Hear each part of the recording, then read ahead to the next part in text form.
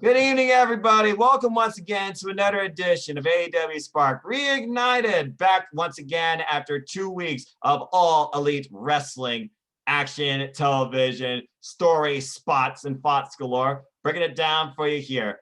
I am Noah Foster, the simple man, and with me once again, it's a long time coming, but it's great to be back. He is a kind-hearted fellow, a former wrestler himself. So he definitely can bring you into the mentality of what you see in AEW.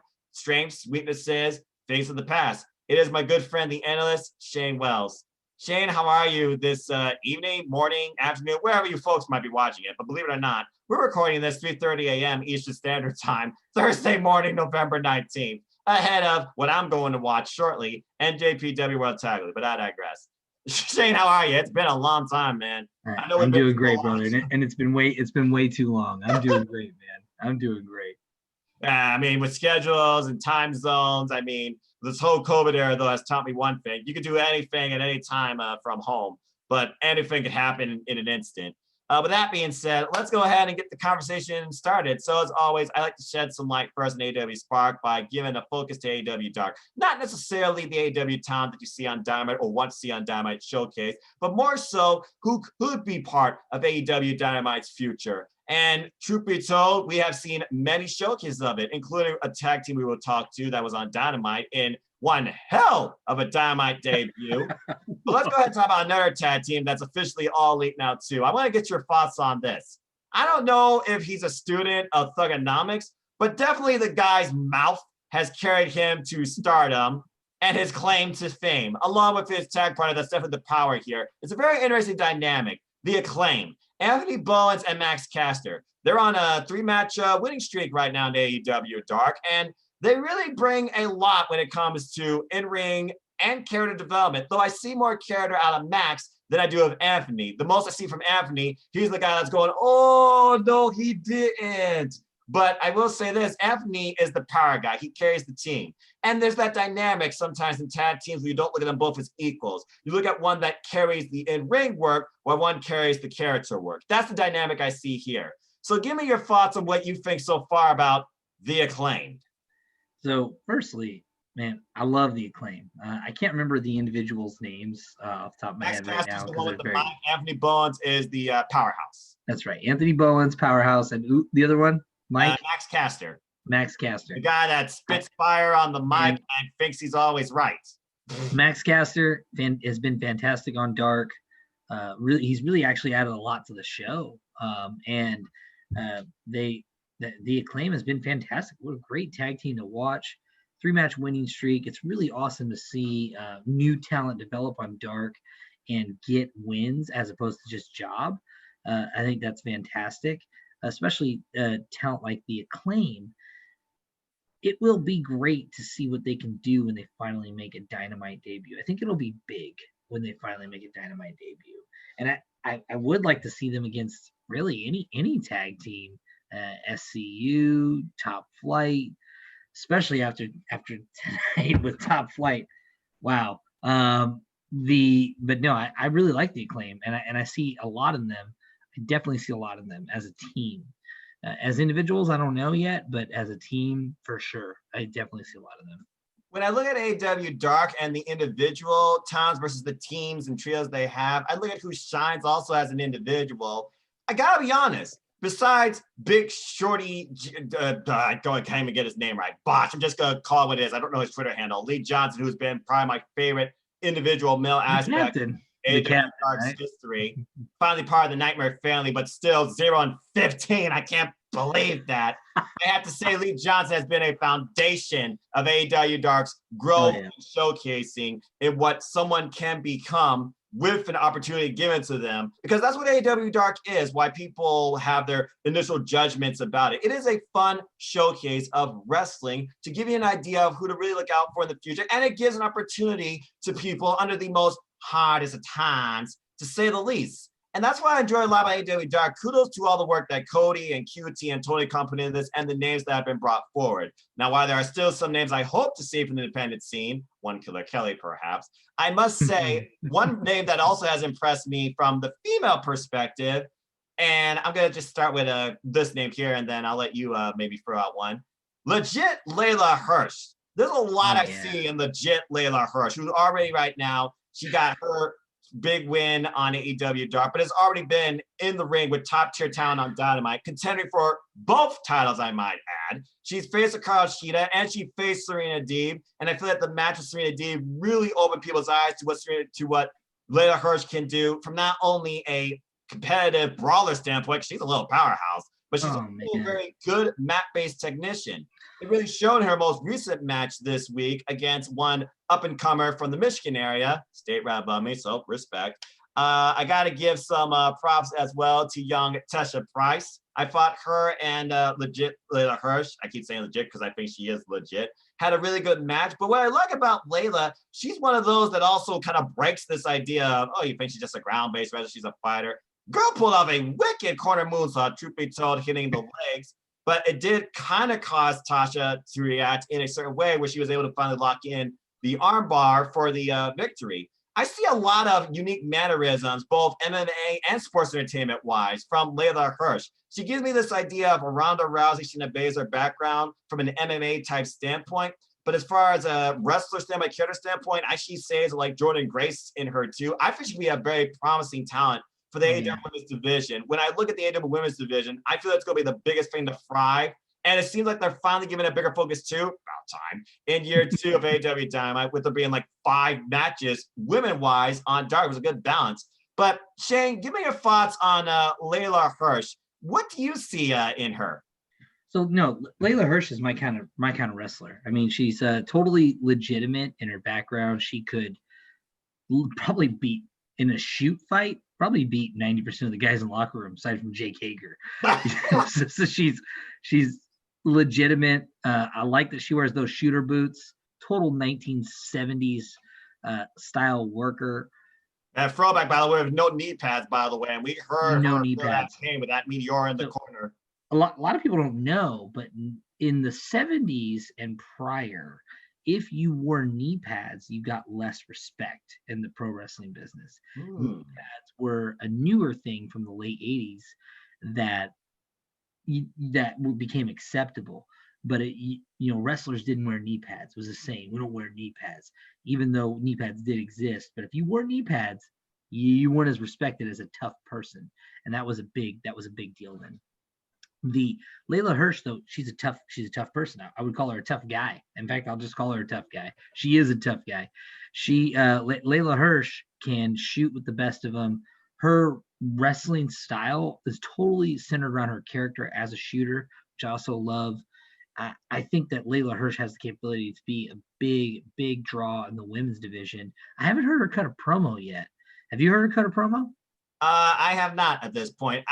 My first exposure to her, along with some other promising talents like Lindsay Snow, for example, was Josh Barnett's Bloodsport. And that just gave me an idea of what they could do from a competitive standpoint. Because it's one thing to have the character, but in AEW, you also have to have that sort of competitive spirit and also that sort of wrestling background going in initially. And of course, I'm sure that these fine ladies and gentlemen that we see on Dark, they're spending time with QT and Cody and Dustin. And I imagine Serena Deeb now too, who I imagine also is helping with coaching as well, throughout the Nightmare Factory, fine-tuning themselves. I mean, one of my biggest examples of that was watching Kylan King pull off a springboard one time off of the ropes, just empty arena-wise, just training. I gotta say, Kylan King is definitely one of my all-time favorite standouts in AEW Dark. I'm not just saying that because she's from my home state, Ohio, represent. But everything about her, she's been able to show me a bit of everything, from her promo game to her mat game to her powerhouse style. She's been in the likes with all sorts of different competitors. I thought her and Big Swole had a very competitive match as well. When I look at the women's division, I look at its outlook, I look at all the different dynamics and moving pieces, where you have Ivelisse and Diamante, who's bringing their focus women tag team wise and singles wise. I look at Kylan King, who finally got her first victory, I'm very happy to say. And I love the fact that Dark is really showcasing the growth of these young up-and-comers too, putting them not just against AEW time where you think, oh, that's not me, that's squash. They actually have independent focused matches too against other independent focused talent as well. And I really appreciate that because I want Dark to really show me, what can these young up-and-comers do? Not just necessarily maybe in AEW, but beyond this too. Get their names out there, fine tune them and grow them. So I'm really optimistic for Kylan King, Layla Hirsch, Lee Johnson, who apparently is with the Nightmare Family. You interpret that how you will. And when it comes to tag team wise, you got to give it up for Ivelisse and Diamante because they are definitely the best women's tag team going today. You would think these two would be involved in the Impact Knockouts tag team champion. You would. But I mean, maybe further down the line, maybe we're bending bridges. I don't know. Dream Girl Ellie and Genocide, though, they gave me some sort of DBZ type vibe, which I enjoyed. I thought that was rather interesting. And heck, even Alan Angels, number 5 of Dark Order, he's starting to shine as a singles when you put him against a luchador type background with Figo del Sol. There's really been a lot of incredible growth in the showcasing of many promising independent talents, but the part of wrestling, folks, that's the heart of this, on AEWDark. So, Shay, I just want to get your overall thoughts. What have you thought of Dark's growth overall, and who's impressed you probably most recently? Dark, well, first of all, I got to say, Dark is becoming its own second brand, and that is due 100% due to the work of the wrestlers on Dark and their input in creative on Dark, because there's no long-term scripting for Dark. People are showing up, people are coming and going. So when you show up and you've got a story built for yourself, you obviously present it to Tony Khan or whoever. Tony. Tony. The bookers of the evening. If it's Tony as the main booker, then that's who you're presenting to. And then they either run with that creative or don't. Tony has said over and over again that he mainly runs with the wrestler's creative. And, it's fostered into its own thing, which is really cool, because Dark initially was, a squash show, right? To showcase the top level talent against unknown talent and showcase what the top level talent can do and maybe give a little spotlight on some unknown talent. That was the whole purpose of Dark. But now it's evolving into its own show. We got your own things going on. Like, for example, the Brandon Cutler, Peter Avalon story on Dark. Oh, wow. What a well-built story. 52 weeks. And that ended with a really satisfying ending. And it ended with Brandon Cutler, going over and really leading to a push, in which I think Brandon Cutler should have a little bit of a push. Brandon Cutler is a great worker in the ring, number one. He really is. Doesn't have much in the way of character. He could develop that, and he is developing that through BTE and Dark and other forms of exposure. But he's a good worker. And lastly, but most importantly, he's got great size. I think the guy's like 6'1" or 6'2", and he's a big guy.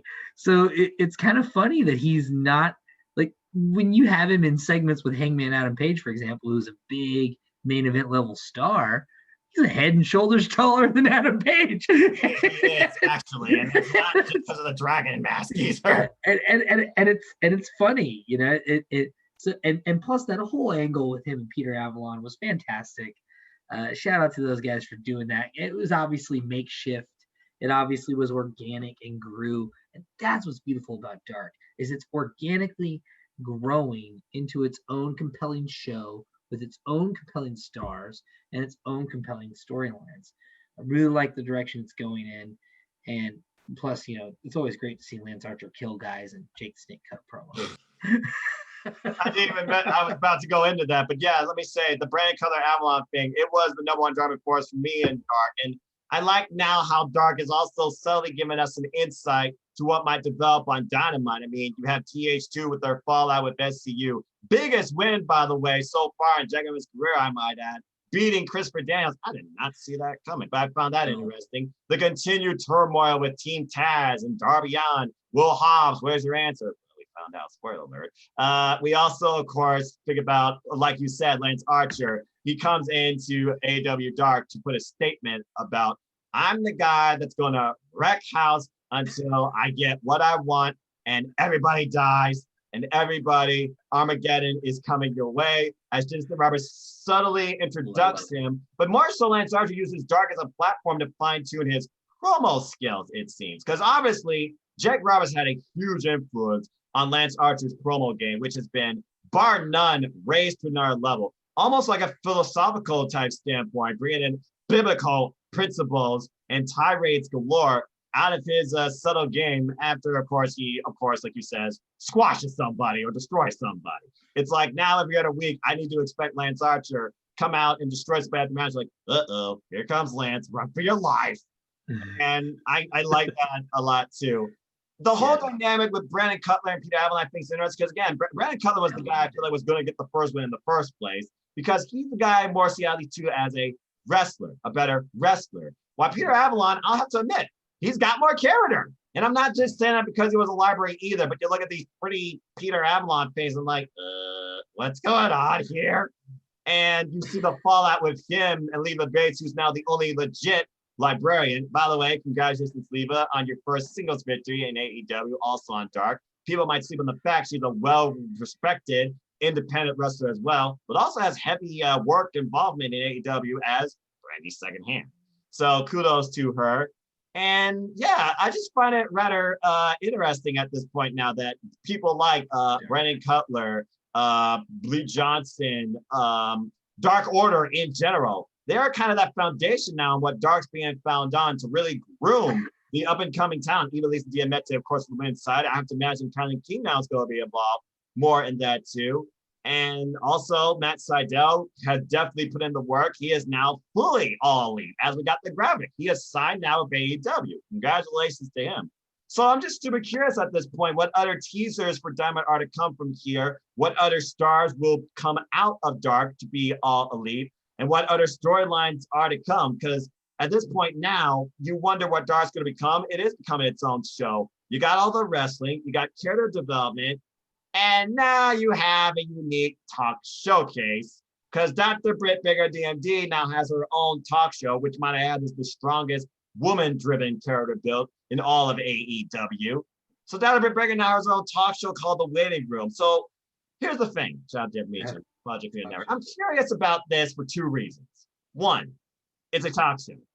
If there's one thing I've learned in wrestling, almost anybody right now can have a talk show or a podcast. But I feel like this thing right here would be more involved in Dynamite. So it definitely changed the dynamic of what I usually think about in the Dark, just straight up wrestling. Not that that's a bad thing. I like the whole idea that Britt literally is showcasing some subtle humor, but still shows that subtle healer side to her.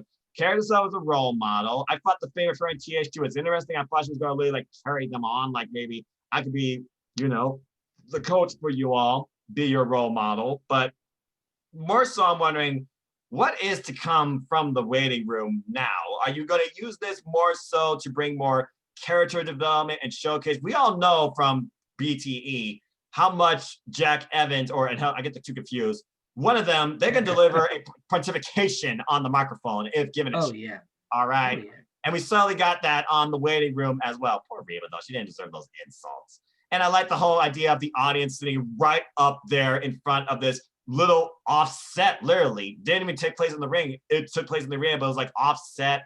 And we got the whole overall showcase. It was very different compared to what I think about in a talk show type segment on wrestling. And I'm curious now what else is to come from this, how often it's going to be showcased. Are there going to be more people like this? I hope this is not like a repeated thing because it could get really oversaturated quickly. Look at WWE, for example. But I thought this was kind of entertaining. No, I liked it. Shane, what are your thoughts on Britt Baker's new talk segment, The Waiting Room? No, I like The Waiting Room. I thought it was really good. But you are right. Talk shows are kind of, done. They've been done to death since the 80s. I mean, since Piper's Pit. So they've been done to death. I mean, probably the two best talk shows in wrestling history are Piper's Pit and Jericho's talk show, the highlight reel. The highlight reel. Those are probably the two best talk shows in wrestling history. Everything else is kind of, blasé. Just there, blasé. But no, I liked it. And I actually like that it's not on Dynamite. I like that because mainstream wrestling is dominated by talk shows. But Dark, you kind of do whatever you want with Dark. It's on YouTube. If you want to pack it with more wrestling but still have the talk show, you could make Dark 3 hours if you want. Okay, hold on, time out. Are you saying that you would watch a 3-hour AEW Dark? I totally would, yeah. But I would parcel it. That's the great thing about YouTube is it's on demand, right? You can go, okay, I'm at this point, pause, back to what I'm doing. All right, yeah, okay, back to what I'm doing. You don't have to sit there and set through. Would I set through a 3-hour dark? If I had the time, sure. But but I mean, Dark right now is literally the length of what Monday Night Raw used to be, without commercials. It's so. I mean, I think Dark is great. In general, I think Dark is great, and it keeps getting better every week. That's the thing about AEW in general. And not to digress too far from your question about Britt Baker, but I do. I really like her talk show segment, especially because it plays to her gimmick. If she was the Young Bucks having a talk show called The Buck Room or something weird. That by the way, that's totally something WWE would do, right? Like the Young Bucks have a talk show called The Buck Room. Come and see him in the Buck Room. They would do that. But the talk show gimmick works for Britt Baker because she's a character. Because it looks like they're more focused on her character than the in-ring work right now, which I think is a very interesting dynamic. Which, well, by the way, that's what pro wrestling is supposed to be. It's supposed to be character first, and the in-ring work is supposed to be a catalyst from the character. That's what's supposed to happen. And AEW is really great at making the ring work centered around all the characters involved. And they need to keep doing that. And they're doing that with Britt Baker, which I absolutely love because she's fantastic on the mic. She's a dentist, so it being a waiting room is perfect. But I totally digress. Like AEW Dark is developing into a really good show, and it's getting better every week. And AEW manages to keep getting better every week. And I genuinely believe it's due to their dynamic and contemporary approach that's still story-driven over an arc that they've came together on. When I say dynamic, I mean they'll change. They'll do something, and if for some reason the fans or crowd or just it's not drawing the way they want it to, they'll adjust. Look at the Nightmare Family. They totally adjusted around that, right? Or Brandy Rhodes' Nightmare Family. They canned it, which was great. And they canned it in a way where the story finished, so you don't have questions. And that's even better. That's how you can an angle. Yeah. And they, Dark Order didn't start up very good, but they pivoted, bam, now it's good. Like they didn't. Everybody loves the Dark Order, and each member apparently. Well, John Cena probably is my biggest standout next on to Jay, but continue. and by the way, they didn't just keep driving it home either, right? They like WWE. What they'll do is they'll drive an angle down your throat. You hate it, they'll drive it down your throat. Structure. Until you start to like it. Until you start to like it based on Stockholm syndrome. Well, not because you actually like it, but because they've driven it so far. You're content no choice but to like it. You're content with it, basically.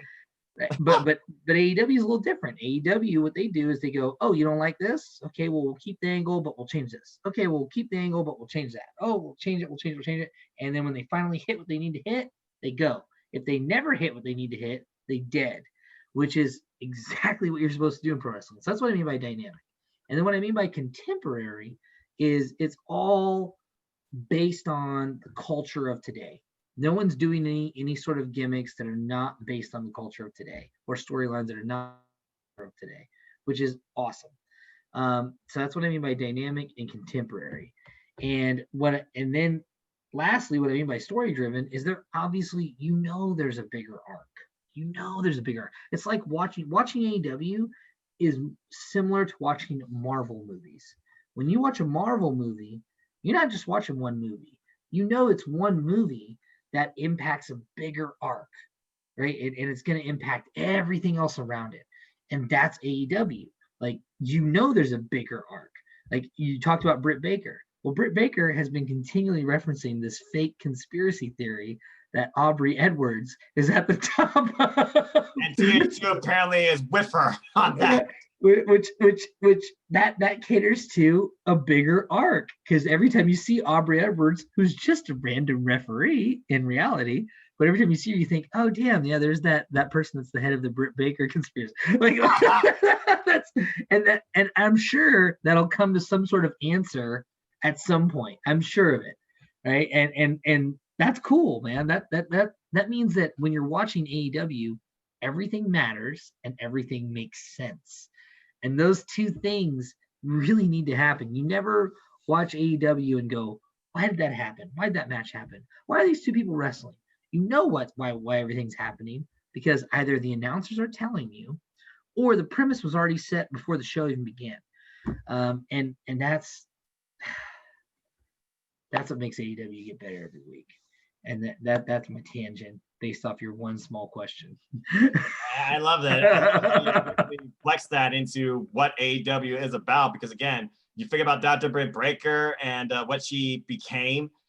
It's just unbelievable. And also, I kind of get that. Yeah, the waiting room thing on Dark, it changed the dynamic of Dark a little bit from your standard format. Dark's redefining itself each week, it seems now, more and more and more, though I'm not sure if I can take more matches than 2 hours. Gosh. I love it though, but also can you probably pick a different time so you're not overshadowing Impact Wrestling, especially if it might be if you're defined by that, grass. But yeah, and all I can say is I really hope to see more showcases from Dark and up and coming stars and great independent talents to really widen my horizons when it comes to who to look forward to in the future of professional wrestling. I thought the whole librarian dynamic or book dynamic with Danny Jordan and Leva Bates was hilarious too. Oh, I loved it. The match building in off both their characters, one with one book, the other one with a love of all books. And in the end, it was a battle of books that got the best of Danny Jordan. Danny Jordan, another promising talent I remember from NWA Circle Square for a short period. Love Danny Jordan. She's fantastic, man. And Taz, Excalibur, they gel really great on commentary, give you the great play-by-play, some solid character development, humor and bickering among themselves, and this a go-go guy, not bad either. But bottom line is this, I continually enjoy Dark, and Dark I feel like is just changing its outlook right now and what you think about who really can be a great wrestler and character here. And I can't wait to see what comes next week, because again, I live #spoiler-free. All right, but let's go ahead and talk about what basically is now AEW Dynamite. I mean, we got a new intro. We got a new idea how it's boundless. We also got these new subtle updated graphics. And boy, has a lot of new developments happened just literally this past day and last week. Let's go ahead and get right into it. So I want to first start off, and again, folks, I'm not going in no particular order because, again, the beauty of AEW Dynamite, they gel so well together. So I want to first talk about this. This was, of course, the AEW Fallout from Full Gear. We knew that we had MJF being introduced into the Inner Circle. We also knew that Cody was going to give us his address regarding his loss of the TNT title. And we also knew that Kenny Omega was going to give us an idea of what to expect as we prepare for his match with Jon Moxley. But also, here's the big highlight going into it for me. Well, 2 of them. Pac was returning, and what in the hell is a bunkhouse match?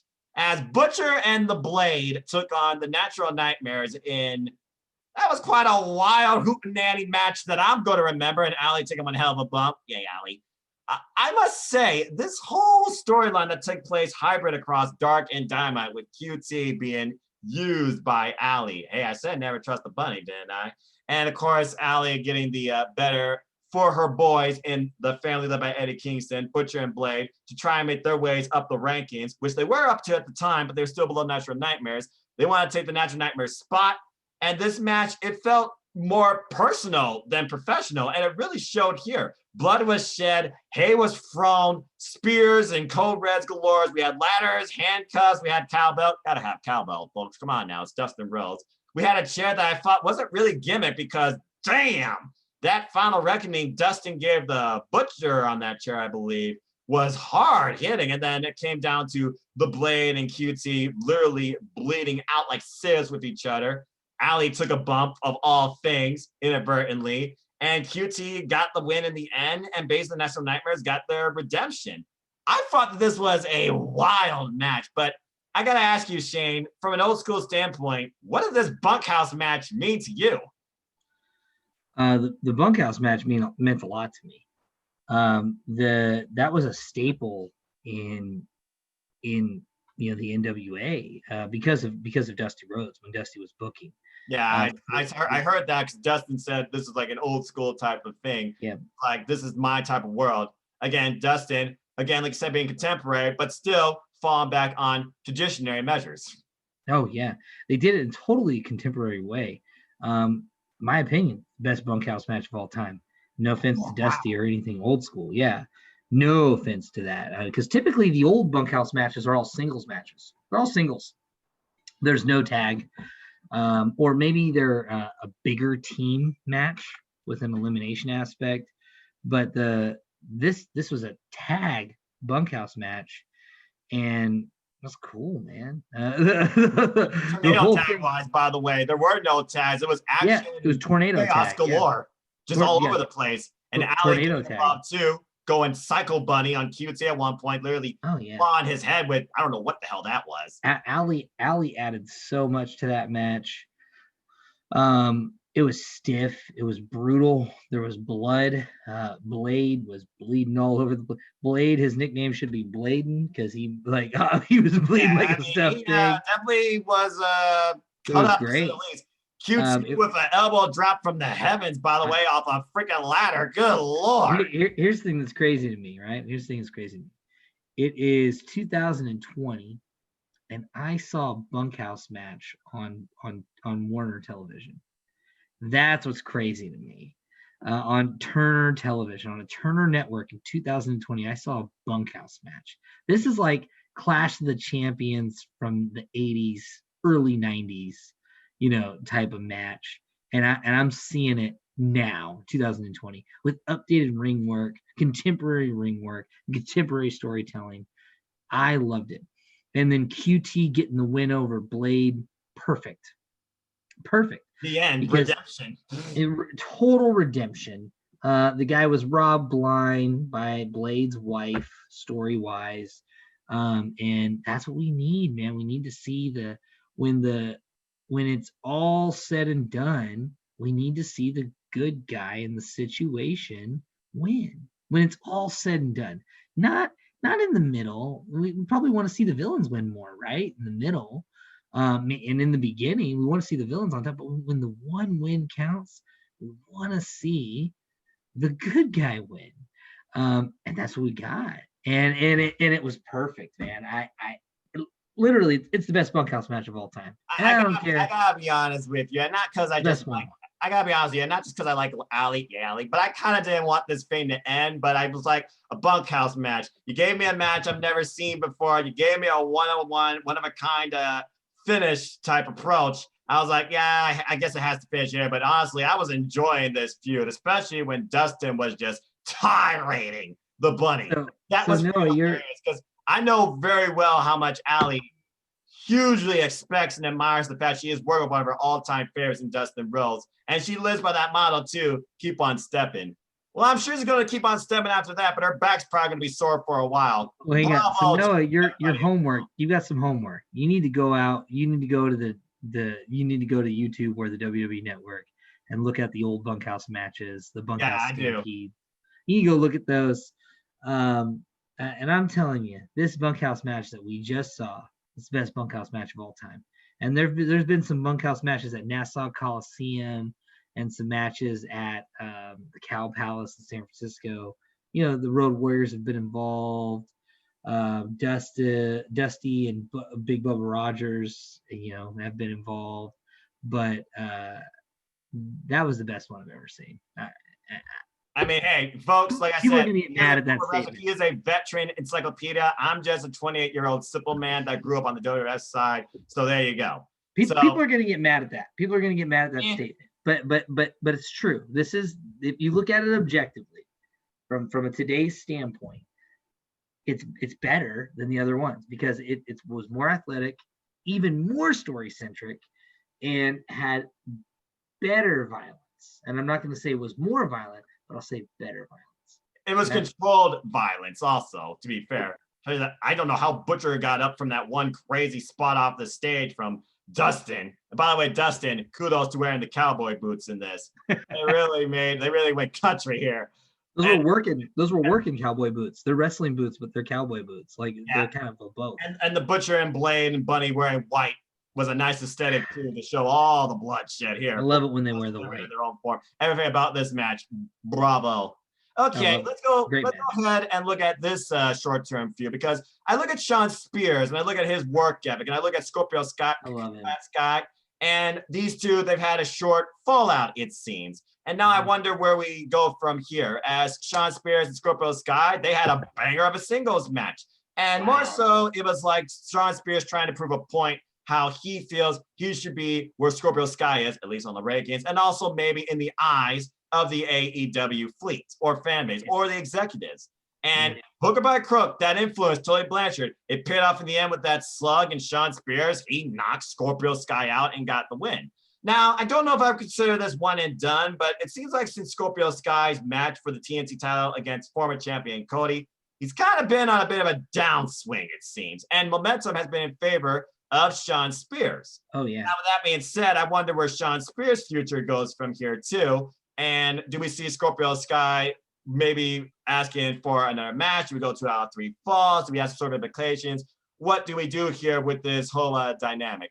Give me your thoughts on Shawn Spears and the power of the glove and how you think that has really influenced his run in AEW. Where do we go from here? Oh, man, thanks for asking. No, I love Shawn Spears' heel gimmick with power of the glove. The glove's such an old school gimmick. Goes back to Blackjack Mulligan. It's a really great old school gimmick, man. And I love that Tully gave it to him in a very ceremonious fashion. I love Tully with Shawn Spears anyway. I mean, Shawn Spears is a worker's worker. Great wrestler, psychology, great, perfect size, great look, good promos too. His promos are excellent. He definitely doesn't need Tully for promo help, but it's great that he's there. I really would love to see Shawn Spears be a part of a stable. I really think that you got Tully managing FTR, right? I really was hoping this would happen. Now, Cody's probably the best babyface in pro wrestling. Might not be a good idea to turn him heel, but man, if you had Tully managing just a 3-man with FTR and Shawn Spears, that'd be epic and a great way for FTR to get the titles off the Bucks. You know, you got Shawn Spears helping them win, right? That'd be cool, and it would set up a Bucks with Cody versus FTR with Spears match, and that I'd love to see. But no, I love Shawn Spears. I love Scorpio Sky. The only problem with Scorpio Sky is he is kind of a white meat baby face. Like, meaning like he's a good guy's good guy. He's a very good guy. I know he does the whole, this town is terrible. This is the worst town I've ever been in. Yeah, I know he started that. To be fair, I know he started that, and that's fine. But come on, what kind of makes that sentence cool is that nobody believes it. They go along with it. Dudes go along with it, right? Nobody believes that he actually thinks that the town is terrible, right? Nobody believes that because he's such a good guy. And Scorpio Sky is a good guy. He's a good guy's good guy. He could be the Sting of AEW, right? Just a white meat baby face that is always a good guy. I definitely think he'll come out on top against Shawn Spears, especially since Shawn Spears has so much of a bigger name than Scorpio Sky, and Scorpio Sky needs to win the rivalry. But to be fair to Shawn Spears, he needs to move up the card. I don't see why Shawn Spears isn't always in contention for the TNT title. He needs to move up the card, man. I mean, he's awesome. He's absolutely excellent. I mean, yes, AEW is using him better than WWE ever used him, but I still don't feel like Shawn Spears is being used to his full potential. I think he could really do a lot more. Little small evil part of me really wants Cody to turn heel so we can have that Cody, Shawn Spears, FTR group. Oh my God, that would have been really great. But Cody's obviously not going to do that. He's obviously not going to do that because he's doing a great job as a babyface. The humble man. Yeah, he's doing a great job as a babyface, but yeah, humble. The Prince of Pro Wrestling with a massive entourage, know. And the most pyro I've seen in an entrance in a long time. The most pyro ever, man. Because Daly's place doesn't have a ceiling, so they can go nuts. By the way, side note, the pyro at Daly's place super reminds me of the pyro in WCW versus NWO Revenge. The pyro in those in that video game, which is funny. I don't know if they did that intentionally or not.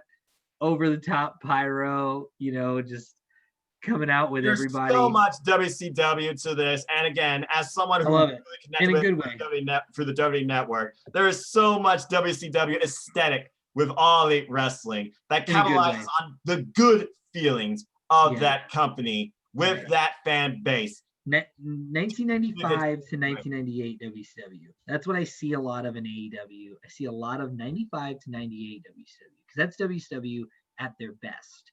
But to be fair, and for the sake of giving credit to where credit's due and being unique, is Tony Khan's obviously taken care and brought in other elements, right? Like he took a lot of aesthetic elements from Nitro from 95 to 98, but then he also took elements from Raw's War by bringing in Jim Ross and having Jim do that big open where he's yelling and the fireworks are going off. That's a Raw's War element. Yeah, and I love that because JR is the voice of the commentary voice of my life. Well, and also JR knows, like when you're doing that hot open, the show opens, boom, and then the fireworks are going off, and JR screaming, "All right, welcome to Daly's Place," and it's a beautiful, whatever he's saying, right? 35 degrees. Like that's awesome. That's awesome, and it just kicks you in the ass to start the show. That's really what you need. And then of course you have the two tunnel setup where you got the heels and the faces coming out. That two tunnel setup. That's like old school TNA type vibes right there. Even older than TNA. That two tunnel setup is something that goes back to Cowboy Bill Watts in Oklahoma. Cowboy Bill Watts always had two tunnels or two entrances, one for the baby faces and one for the heels. That's an old school thing that really every promotion in the NWA used to do, but Cowboy Bill Watts was real big on doing that down in Oklahoma. That's my whole point with Tony. I respect Tony Khan as a wrestling historian. I think he's a wrestling historian because he's taken elements of everything that has worked everywhere, and he's brought it into AEW. Like he took the ranking system, from the old NWA. The NWA always had a ranking system because it's National Wrestling Alliance. It's an alliance across every wrestling company in North America. Actually, at one time, the world. Like AAA and NJPW were a part of the NWA at one point. So literally, like the world. So, they had a ranking system, and he's brought that into the forefront. Which is great. And people give it shit. They go, "Oh, well, he doesn't follow it religiously." Well, of course he doesn't. If we followed the ranking system religiously, you would hate AEW because it would be the same contenders every week. Even boxing and mixed martial arts doesn't follow their ranking system religiously because otherwise, after the number one contender fought the champion and lost, guess who the champion's fighting again? The number one contender. Same person because he's in that spot. Yeah, or maybe the number two contender, or maybe the number three contender. It doesn't matter because he's already fought all five of them. So you got to mix it up.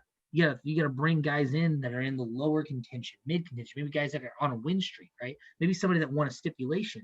You got to bring that stuff in. Otherwise, you're going to be fighting the same five people all the time, and you don't want to fight the same five people all the time. That's well, it's like what they did with Kenny Omega and Hebert at Page's tag title run. They went through all the tag teams, not necessarily all the ones that were ranked. Boom, boom, boom, boom, boom, and that's what you're supposed to do. That's exactly what you're supposed to do. So when people go, "Oh, they don't follow their own ranking system," that's a load of shit. They do. It's just when they get through the top ranked guys, they start looking for other guys because you can't keep going through the same guys over and over again. And they do a great job of rotating the ranking system too. Overexposure and repetitiveness, that is what builds contentment in a wrestling population, and then eventually boredom. If there's one thing I've learned about AEW, they definitely do not follow mentality Control-C, Control-V, 10 times over like other promotions that I will not name, but I'm just saying. They don't do that. And you're right. That boredom, that repetitiveness, that's what took pro wrestling from the most popular pop culture medium in the world to an obscure small medium that roughly 3 million people globally watch. And I will continue to. And I'll always watch it. Bad or good, doesn't matter. I'll always watch everything pro wrestling.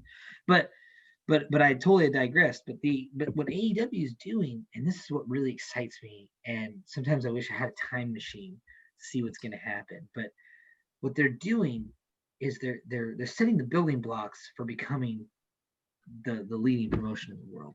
That's what they're doing. They know what they're doing. Way. Dude, they're not trying to beat or be something else, folks. Quit comparing. And they're original of its own entity. And that's the thing, they're original. Like they're original. Exactly. So that's what I was saying is they're an amalgamation. So Tony has taken the best aspects of every wrestling promotion that ever came before, and he's meshed it into one promotion. And then, like, secondly, by meshing it, it's become its own original thing. And they're doing things like, if anybody tells you that any company ever had a better tag team division than AEW, then they need burnt with a cigarette lighter from a car cigarette lighter, because they're ridiculous. Like, there's been the only company I can think of with almost as good of a tag team division would be WCW in the early 90s, when they had Harlem Heat, Steiners, Road Warriors, and everybody all at the same time, right? When they had all the best tag teams in the world in one division at the same time. But that was so short-lived and such a flash in the pan, nobody remembers it. And then the second best tag team division of all time would probably be the WWF in the mid 90s, mid-late 90s, when they had Edge, Dudleys, and Hardys. But still, like, and yes, they did have the Hollies, they were good, and they did have Too Cool, they were good too. So I'm not going off in the weeds though, but right. The bottom line, but this company has the best tag team division there has ever been. But bar none, and it's only growing. It's only growing because of Dark. Look at how many matches on Dark are tag teams debuts or trios debuts. You're telling me that Dark can't host maybe just women's wrestling and trios, truly become its own entity and its own show. I would love to see that. And that's got to be like a building block of things to come. Because I agree, brother. Look at what you're seeing. All right, we went off the weeds. Sorry, folks. But again, it's all things, all elite wrestling. We might just go into aesthetics. Let's go back into the matches. Let's talk about this whole Team Taz dynamic. Where they feel like, going back to that word, what you say earlier about Britt Baker saying, conspiracy. Well, it looks like Team Taz believes there's a conspiracy against them and his men, despite the fact that Ricky Starks and the Machine Brian Cage are both now on the AEW rankings. They've been killing it on Dark in matches. They still have that unique gripe against one Darby Allin, our new TNT champion. And now it seems like they have a bigger gripe against Cody, who apparently has had a lot to say regarding Team Taz and the FTW title on Twitter. Though I don't remember all the conversations. I encourage you all to go follow this stuff. It's pretty funny, though. I watched it. It was great. We did Brian Cage, though, in action last week against one Matt Sydal in a very competitive opener that had Taz sweating a little bit. And by the way, again, Matt Sydal, congratulations on being officially signed to AEW. In the end, Brian Cage, he was able to overcome Matt Sydal's offense and high-risk maneuvers to get the win with, of course, the drill claw. Though I thought he had a good chance to maybe challenge Brian Cage. It's the Steiner screwdriver, okay? It's not the drill claw. Hey, I just call it what they call it. I'm just kidding. You're good, though. You're all good. Again, I'm kidding, but I'm serious. I get you. But what's Scott Steiner, if you watch this, I'm taking up for you, brother. It's the Steiner screwdriver, man. We just need some sirens. Oh, good. And Hurricane Ranas don't exist. They're Frankensteiners. I'm with you, man. I'm with you. All right. I would think Frankensteiners just when you take them off the top rope. But then again, if you do it invertly, I would call that Poison Rana. But that's a whole wrestling lecture for another day. Anyway, what's interesting after the match is Taz and Ricky Starks, they, of course, tirade the new TNT champion, watching from afar, Sting style, not rafters, but in the highest seats possible, looks like in Daly's place. Still Sting style, deadpan face, still Sting style. I agree. It doesn't matter if Darby Allin is a company guy, a champion, or just being him. Darby Allin doesn't change. This is Darby Allin. I love that guy. But the tack jacket That's a new thing. I would not think you would approve of on the red carpet, and it's been very effective too. It looks like now we have this feud brewing with Taz and maybe Cody and Darby Allin. But what I find interesting is it looks like Ricky Starks, Brian Cage, they both initially might want a piece of that TNT gold, aka the wrestling championship. But we'll have to wait and see how this all falls out as we talk about it before we get to the main event. But let's talk about, before we talk about the two biggest angles, I feel like from last week's show, I'm just going to sum up these two together because they were pretty short. Kenny Omega is basically saying that he is ready for Jon Moxley. This is under his rules. Traditional professional wrestling match. It will count towards the win-loss record because, of course, their last bout, it was unsanctioned. And he's facing me now as my 100% true, not best bout machine, but cleaner himself. Kenny Omega, more confident than ever, beating Hangman Adam Page. But then he says he has to meet somebody at the airport. Alexa, stop. Sorry, my NJPW was going off 10 minutes before that show. Anyway, I really wonder, though, you think about the fact we had Don Callis, who praised him on commentary during his match at Full Gear when he beat him and Adam Page. Who we might be talking to? Are we getting some sort of debut, maybe some sort of henchman to the cleaner Kenny Omega? But then I also think about the fact that, okay, Don Callis is here. Who could maybe have wrestling, maybe might be working with. But again, that was just wait and see. As we know, the match is going to come very soon, the first week of December. And then following this, we have MJF introduction into the Inner Circle, plagiarizing the rappers of today in Drake that really pissed off Santana and Ortiz. But again, that unique character. It pissed off Ortiz. It didn't piss off Santana. Yeah, it pissed off Ortiz. Yeah, you saw Ortiz was pissed, man. Santana loves MJF, which I think is really cool, by the way. This dynamic of Jericho and MJF. These two could be the future tag team champions, in my opinion, despite the fact I want to watch them on a sitcom. Forget tag team champions.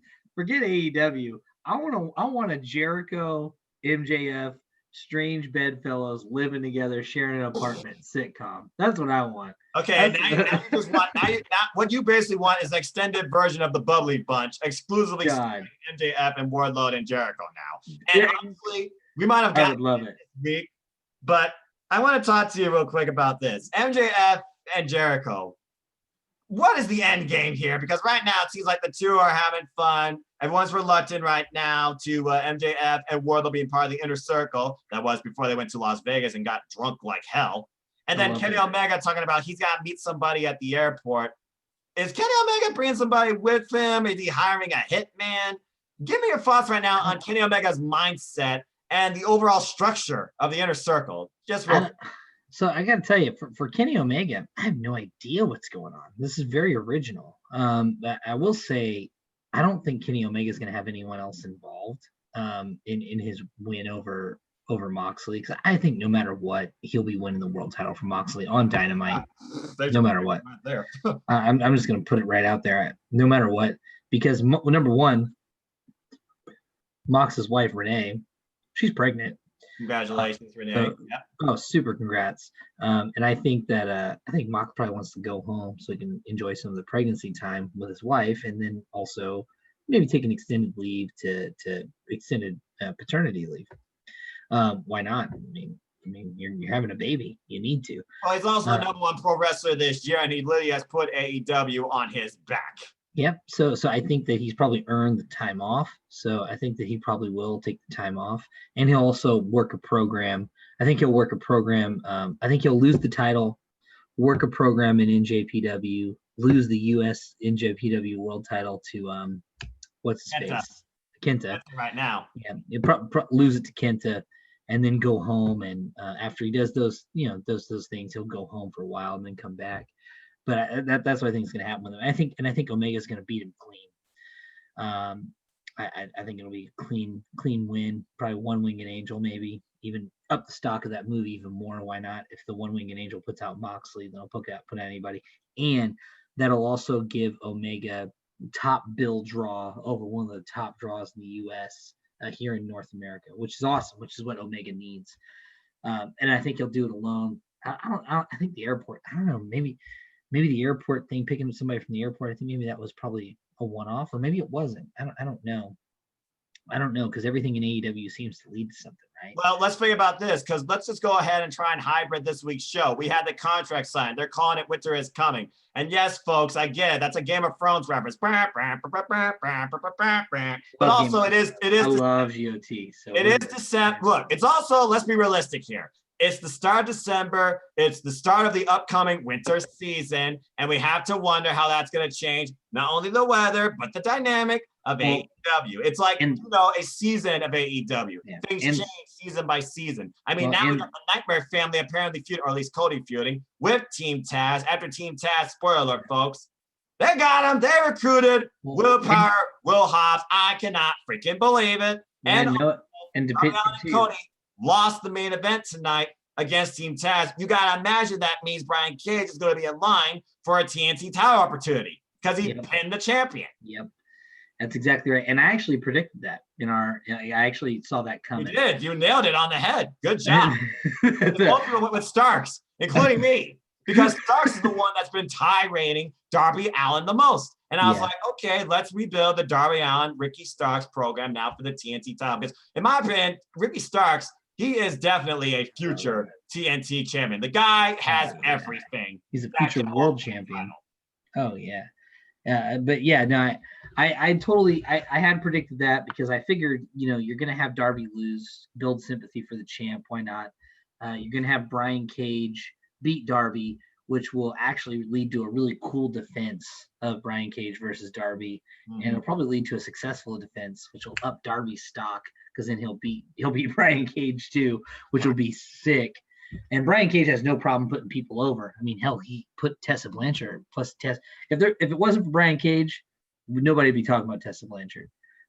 So he, I mean, those two go back to Wrestling Circus, to be fair, but I get what you're saying. Although Tessa Blanchard might be a dark note for some people. Oh yeah, she's kind of.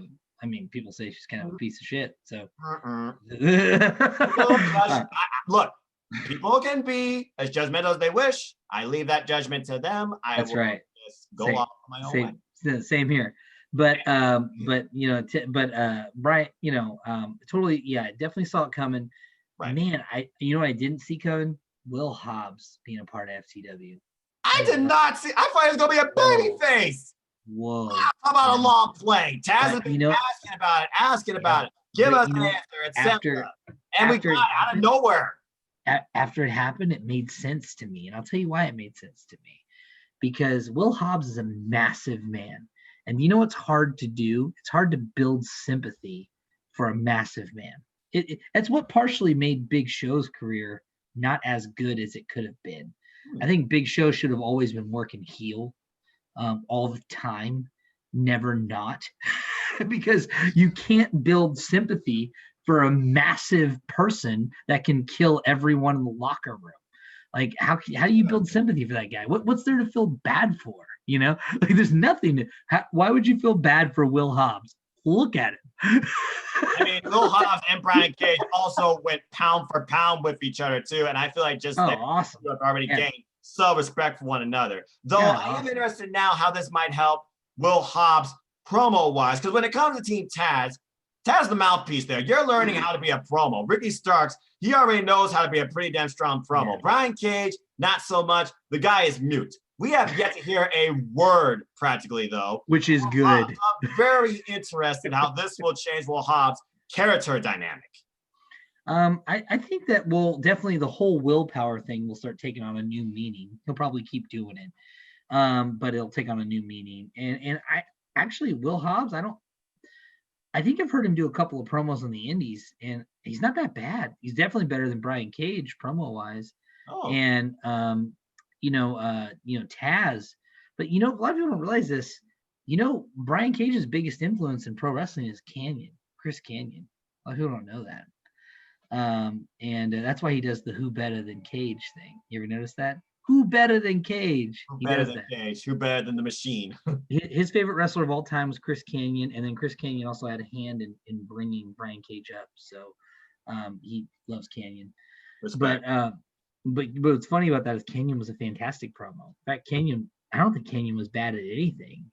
That guy probably didn't get a fair shake in the business when you think about it. But But yeah, man, I think it's going to help. I mean, come on, you're sitting under the learning tree of Taz, who's already uncensored as it is, just an you angry New Yorker. yeah, you're going to be fine sitting under the learning tree of Taz. Not only could that guy, I always thought, I just mentioned that Canyon's one of the guys that kind of got a raw deal, because I think Canyon could have been a big draw. I think Taz could have even been a bigger draw than Canyon. Think about this. Taz became a top 10 wrestler in the most competitive time period in the history of pro wrestling. And he did it at ECW. Yeah. When in a time when WCW and WWF were dominating everything. And he became such a big deal that when WWF debuted him, he won in his debut match against an undefeated Kurt Angle. That's how big of a deal Taz was. People always forget that Taz was a top shelf. People hate it when I say this, but it's true. When Taz debuted against Kurt Angle, he was a bigger star than Triple H. That's how big of a star Taz was. And when Taz showed up and jobbed out to Triple H on SmackDown, that was devastating for a lot of people. Even though Triple H did cheat to win, he involved people. But it was devastating because Taz was a big draw, and he became a big draw with no exposure. The ECW arena it was a small arena, probably packed the same amount of people as Full Sail, maybe a few more. And they didn't have really great TV exposure. If you wanted to watch ECW, it was always after 11 o'clock at night, no matter what your time zone was, if you could find it. And the pay-per-views were sparse. So if you were able to get to that status on that small of a platform, you're pretty fucking good. AEW and just having a fun time of his life. The bottom line is this: Team Taz is now taking on a whole new dynamic. And as far as if this involves Darby Allin or if Cody's going to continue to feud, we'll have to wait and see. But speaking of Cody, I'd be remiss if I didn't talk about this. We've already had one teased idea of a mainstream name in the sports world being involved in AEW from an in-ring standpoint. Nothing came from it. I still feel like that was just a spot, a bump, because while I know Chris Jericho can work with anybody, Chris Jericho, Mike Tyson, are you kidding me? What? Now this, though, seems a bit more realistic because we know he's a fan, and apparently he was backstage in full gear. As the humble man, Cody, he says that he congratulates Darby Allin on winning and will not go after him in a rematch for the TNT title. Respect, breaking the normal. As he was trying to talk about what he wanted to do, and this kind of ties to the inner circle thing, we'll talk more about that in a little bit. He wants to remove one other loss, or avenge basically another loss from his win-loss record to one MJF, which we saw her this year at Revolution get the best of Cody with the 42K punch, and that was one hell of a match. As he tried to continue, though, his momentous ideas, this unique specimen of a woman with a Camille-like body, but a mouth on her, named Jade Cargill, who apparently has been a fitness model. She comes out and tirades Cody on not announcing who the real star is, who the real giant in this company should be. And I keep listening to this, and I'm just wondering, who the hell are you? Who the hell are you talking about? Who's a giant in wrestling? And then she drops the name. And I'm like, Shaq! Oh, fuck! Okay, but before I could digest that, I loved it. I think I hear the best Brandy Rose promo in my life as she tirades this woman, something off a reality TV show, calling her every name imaginable. And I was like, these two are about to get it on. This is not a cat fight, but I want to see these two beat each other up. And before we can get that done, though, Jerry Lynn, he comes out and stops this. But now we see more further dynamics here, as this week we find Jade Cargill with the Vicious Vixens. We've already seen how Red Velvet is already under, it seems like, the learning tree or approval of one Brandy Rose. I can see these two being a good tag team. But then we find out, of course, Red Velvet gets squashed by Nyla Rose ahead of Full Gear, and Brandy tirades, Vicky tirades Brandy. And I'm like, okay, I need some follow-up on this, but I don't see Brandy and Vicky mixing it up. And then we see it all come full circle in what could be a potential tag team feud. Because we find Red Velvet and Big Swole confront Jade Cargill and Nyla Rose backstage after Brandy got assaulted by a plan obviously hatched by one, Vicky Guerrero. Now, there's a lot to take in here. First off, there's the freaking idea we're going to get Cody versus Shaq. And what the hell is that match going to be like? And secondly, we now have a new dynamic to the AEW Women's Division that extremely intrigues me. And apparently, Jade Cargill, she has signed with AEW. Shane, what the hell's going on here? Give me your thoughts on this new dynamic to the heads of the Nightmare family, both Cody and Brandy. Oh, yeah. But first of all, I love Jade Cargill. I absolutely love her. I mean, great look, great promo. God, she has absolutely everything I want in a woman's wrestler, maybe even a woman. Period. But she's no. Welcome to AEW Unrestricted, non-copyright. Anyway, love Jade Cargill. Amazing.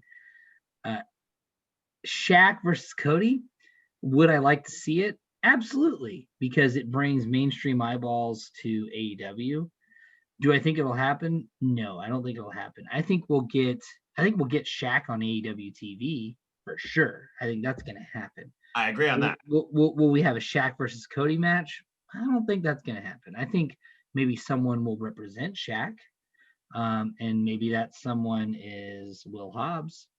That'd be a really great way to put Will Hobbs over. But I don't know. Does Shaq want to get in the ring and take bumps? That's the question. I know Shaq has trained to be a pro wrestler before. I know that for a fact. Because he wanted to work a match with Big Show a long time ago. So he has trained, so he has experience. So him working a match is not outside the realm of impossibility. Can he work a match? Does he want to work a match? And the other question is, does Cody Rhodes want to take a loss to Shaq? Because who's going over? And who's working baby? How do you protect Shaq's name? Yeah, and do you want to, right? Because Shaq's going to get in the ring, right? If Shaq gets in the ring, he's going to get in the ring. How many more matches is he going to have? Probably none. Yeah, one-off appearance, I would think. So you'd probably want Cody. Mike Tyson and Jericho was going to happen, and nothing came from that. You'd probably want Cody to get the win. I think that I don't think we're going to see a match with Shaq and Cody. I do think we're going to see Shaq. I do think we're going to see a confrontation with Shaq and Cody. Shaq is a massive wrestling fan. A lot of people don't know that. Shaq is a huge pro wrestling fan. Yep. Me and my loser self, I've actually met Shaq and Charles Barkley. I met them both because they're both, I used to perform in SoCal, and they're both huge wrestling fans. Such big wrestling fans, they used to go to indie shows where there's less than 100 people. Like, that's how I met them. Like they're both very big wrestling fans, Shaq and Charles Barkley. I have a picture with Charles Barkley on my phone, actually. Nice. So they're both cool guys. So they both want to hang out around wrestling in the pro wrestling business. AEW being aired on Warner Networks and the NBA being aired on Warner Networks, and then Shaq being an employee of Warner. Knowing that AEW is around, he wants to work with AEW. He's a wrestling fan. Imagine you're a wrestling fan and AEW has a relationship with your employer. You're going to want to get involved. But AEW has said they are the most friendly, flexible wrestling company to work with. They are. Willing to work with anybody. I mean, we have Palace from Impact Wrestling calling a Kenny Omega match. They are. And Don, by the way, Don Callis is an executive vice president. So he's not a no, but that'd be like having Vince McMahon show up to do commentary on Dynamite. That's what exactly, I'm thinking is coming. Just saying, but continue. That's exactly what it's like. To have an EVP show up and do commentary on your show. So I mean, AEW wants to work with every wrestling company. I mean, I've said it before and I'll say it again. The only reason why AEW doesn't work with WWE right now is because WWE doesn't want to work with anybody, and they never have, and they never will. And that right. So AEW will work with anyone.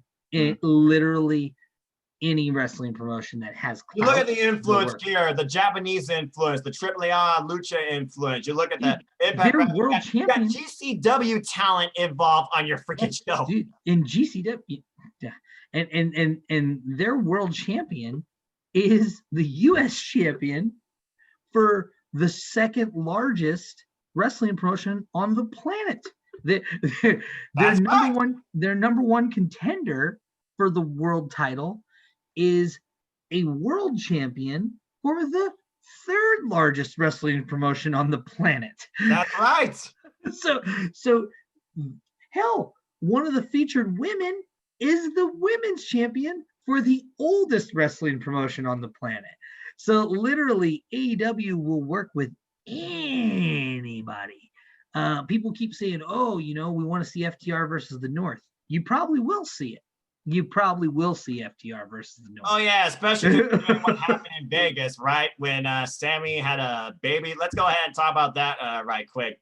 So the baby decided to take the inner circle to Las Vegas. Now I've heard the saying, what happens in Vegas, Vegas. They drank, they gambled. Sammy almost cut himself. They met Elvis Presley. Oh. And we go. Let's be Broad Brothers.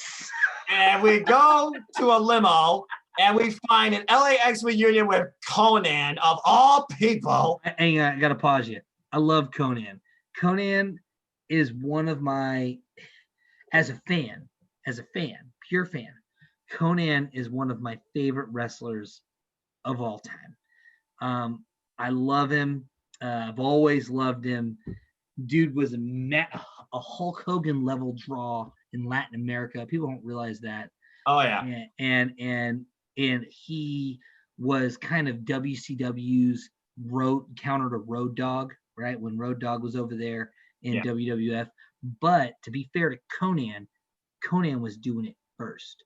So Road Dogg's probably more the counter to Conan when you actually think about it, because Conan was doing that same shtick 2 years before Road Dogg even picked up a microphone. And then you saw what Conan did in TNA and Impact Wrestling, with 3 Live Crew, with 3LK, with 3LK and LAX. I love Conan. Anytime I see Conan, I'm happy. In fact, Conan and we DM each other on Twitter. That's how cool we are, man. I love Conan. Shout out to Conan, plug his podcast. Shout out to Conan, man. Your boy Shane loves you. I'm always gonna love K-Dog. No question, hands down. He gave me a shout out, I think, one time on one of his podcasts, because I remember tweeting him about his work in Impact Wrestling, the last work being that Concrete Jungle match where LAX took on the OG. That was bloody crazy, by the way. Some people could have got seriously hurt, though, with those boards going in between each other. I thought the ring was going to fall apart, okay? Oh, me too. Me too. Okay, going off the weeds. But I think my favorite 3-man crew of all time is 3 Live Crew. You think about this. I was thinking about it the other day. I was driving to the office. I don't go to the office often. I was driving in, and I was thinking about Conan, Ron the Truth Killings, and Road Dogg were a trio. 3 of the best talkers in the history of the business, literally 3 of them, the best talkers, were a trio for years. And man, it was cool. I just wish more people would have watched it. I wish it was on a grander stage. I really love 3 Live Crew. Yeah, I mean, sometimes people go, "Oh, my favorite 3-man team is the Freebirds. My favorite 3-man team is the New Day." Man, my favorite 3-man team is 3LK. Yeah, my goodness. If I were to pick a 3-man team, that's a little difficult right now because there's so many, especially so much New Japan Pro Wrestling too. But I got to go right now. I got to go right now with my gut, and it comes down to this. They give the people what they want. I love the Best Friends. Yeah, but I don't consider Trent, Chuck, and Orange Cassidy. I don't consider them a 3-man team, though. I don't consider them a 3-man team, man. I consider them a trio. Yeah, I can't think 3-man team. I think of 3-man teams. I'm like, okay, what's a 3-man team you go with? I mean, you go with the Kingdom from Ring of Honor. You go with freaking Gummit.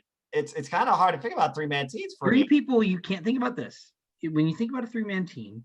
So there's a lot of 2-man teams that had a third guy. There's a lot of 2-man teams that had a third guy. Yeah. Like the Dudleys are not a 3-man team. The Dudleys are. Spike Dudley was a critical part.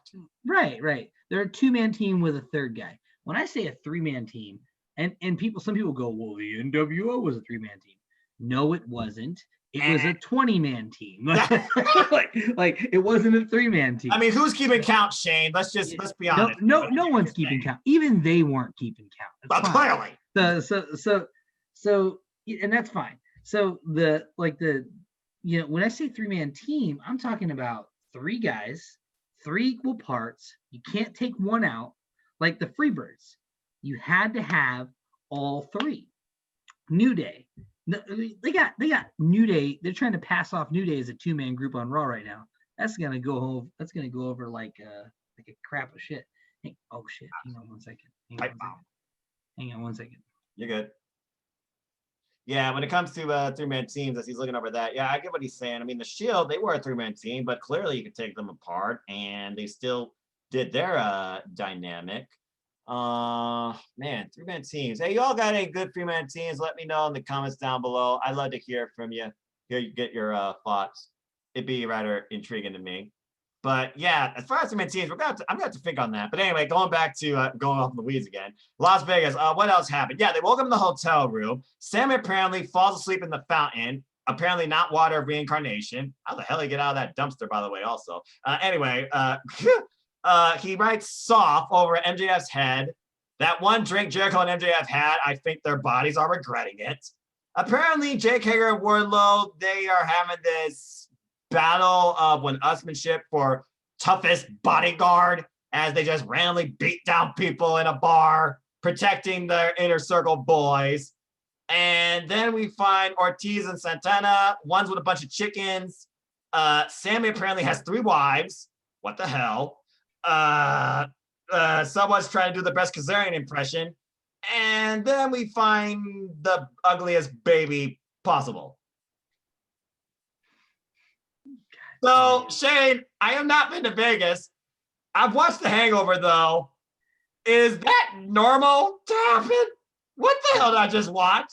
I would say that's par for the situation. It's about par for Vegas. Where was Kim Jong? That's the only thing we were missing was a Kim Jong cameo. Oh my God. It's fantastic. It was everything I'd want in a Vegas skit. Really perfect. I was laughing so hard I couldn't watch it. And then we find out Jericho, who apparently was still drunk from the trip, he joined us for a moment on commentary to let us know that it will be him and Jake Hager in the newly strengthened Inner Circle taking on SCU next week. And that's the last we heard of this. Now, MJF and Jericho, you would think these two would be a tag team at this point. MJF, though, again, he's talking about now he wanted to go roll with his own wolf pack while he's half drunk wearing a Burberry scarf around his head being lifted by Wardlow. You got to imagine the end game for MJF. If Cody still wants to go after MJF, which I'm sure plans have changed now at this point, it's got to be MJF taking over the Inner Circle, but I don't know. I'm confused. I'm laughing. And I just want to see more of Jake Hager and Wardlow randomly meet each other backstage and beat up people. I have no clue as to what's going to happen with this Inner Circle storyline. I'm sorry. I'm broken. I'm broken from that. That you can tell it's so original. And I loved it. The only thing I can compare. Where the hell you get chickens in a hotel room? There's ways. There's ways. Oh, it's Vegas. There's ways. You can get. Listen, I'm gonna tell you something. In Vegas, you can get anything into your hotel room. Anything. Hey-o. but all right. I'm gonna tell you. Go ahead. This Inner Circle storyline. The only thing you can compare it to is The Rock in Nation of Domination. It's the only thing you can compare it to. But it's still very different. So it's hard to. The way I would like to see it go is MJF takes over the Inner Circle, but who knows what could happen? I mean, will he? I'm going to assume that this whole storyline is going to end with Jericho putting MJF over, right? To That makes the essentially most sense. Because, catapult him to the moon. yeah. But my question to the whole situation is how? And this is just so original. It's original, which is hard to say, which is really weird to say for pro wrestling. Pro wrestling is a medium that's been around since the advent of television. Seriously, it's been around since before TV was invented. Pro wrestling is older than TV. So to have something that's truly original and unpredictable is rare, and unpredictable in a good way, not in a Vince Russo way, in a good way. So this is going somewhere, obviously, but where and when and how? Like, at some point we're gonna get a Chris Jericho MJF tag team. We need it. We gotta have it. Even as a one-off, and maybe that's when the true motive comes out. Because I gotta be honest with you, I thought really at first, and maybe just because of this Vegas trip and Sammy was drunk off his ass, apparently, I thought it was gonna break down to Sammy trying to expose MJF and MJF versus Sammy, where Jericho thinks that Sammy is in denial, and then Sammy and Jericho have a fallout, which further leads to the Inner Circle unraveling, where MJF gets the better of Jericho and takes over. What if we see Sammy get kicked out of the Inner Circle and he joins Matt Hardy? Oh my God. Which could happen. That could definitely happen because Matt has endorsed Sammy. And if anybody would actually stand up for Sammy, it probably would be Matt. But I guess we'll have to wait and see. We can talk about this all night, but there's still so much. Again, all Phase All Elite Wrestling, there's so much to talk about. Let's go to the women's side because damn, does Serena Deeb and Thunder Rosa know how to wrestle a freaking match? My God, that was incredible. But it looks like some subtle virtual war of words has kind of come back to bite one of them in the ass. But it also gives us a new dynamic now to the women's division and to Thunder Rosa's involvement in AEW. As Serena Deeb and Thunder Rosa, they contended for the NWA Women's World Championship, Serena Deeb defending it in a very competitive back and forth match. I thought this was going to change hands like 2 or 3 times before we find a Reba distraction spot where Britt Baker comes in from behind and takes out Thunder Rosa. Serena Deeb, no idea. I'm like, what the hell is going on here? Is the Vixen Serena Deeb with them? What? Which actually would be an interesting dynamic, but apparently not the case. Again, she had no idea. She comes into the ring, goes for it. I'm like, no, not like this. AEW doesn't do this. Thank God. Thunder Rosa kicks out. I love that. The match continues. Both women, they increase the intensity. And then it just comes down once again, mat on mat exchange first for submissions. There was a couple of spots where they tried for a crucifix. It didn't work. But in the end, Serena Deeb got the better of Thunder Rosa. And just, I love this type of finish when it happens. An exchange. And Serena Deeb retains the title, thus once again furthering this idea of the NWA's involvement in AEW. But now you wonder what's next for Thunder Rosa. Well, after her impressive Dark match, which, yes, she's been involved on Dark now with Lindsay Snow. Please bring Lindsay Snow on AEW. Thank you. Another one that impressed me with Josh Burnett's Bloodsport.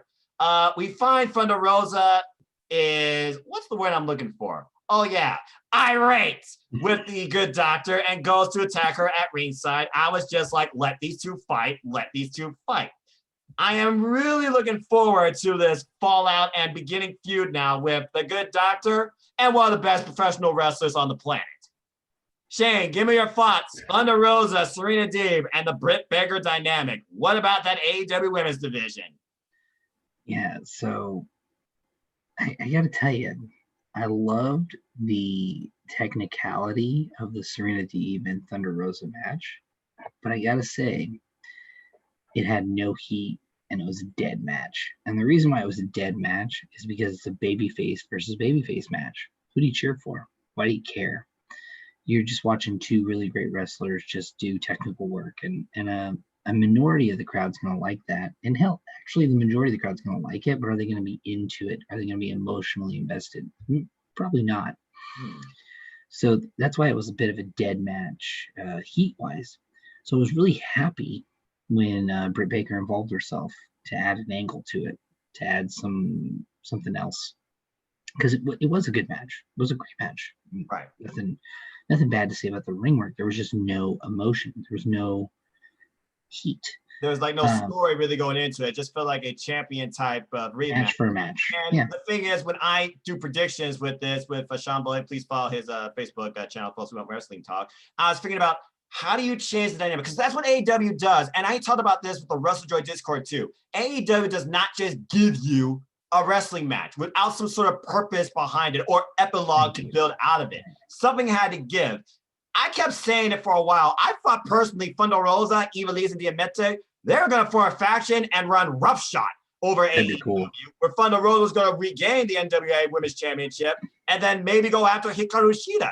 Boy, was I wrong. I did not think about this Twitter dynamic coming into play, but I kind of like that because it really shows how far tensions can go and what could be built. So I was fairly impressed, of course, with the match. Again, these are two of the best women's wrestlers I've come to know now, on AEW especially, and have definitely helped raise the game when it comes to presentation of the AEW women's division. Thank God. But the Britt Baker angle, that was wild. I loved it.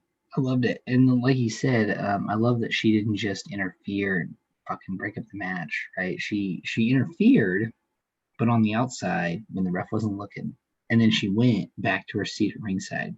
Yeah, it wasn't like a hit and run, and it also didn't play into the finish because Serena Deeb still had to fight her way to the win. I love that. That's right. It inadvertently played into the finish, right? Because you could say, well, if Britt would have never got involved, Rosa would have had more in the tank to withstand. The world will never know, though. But you can have those thoughts. I do get what you're saying. Yeah, you can have those thoughts, which is cool because that builds Serena. And no offense to Serena, but she needs built up. Serena has the same problem Scorpio Sky has. You know, she's a white meat baby face.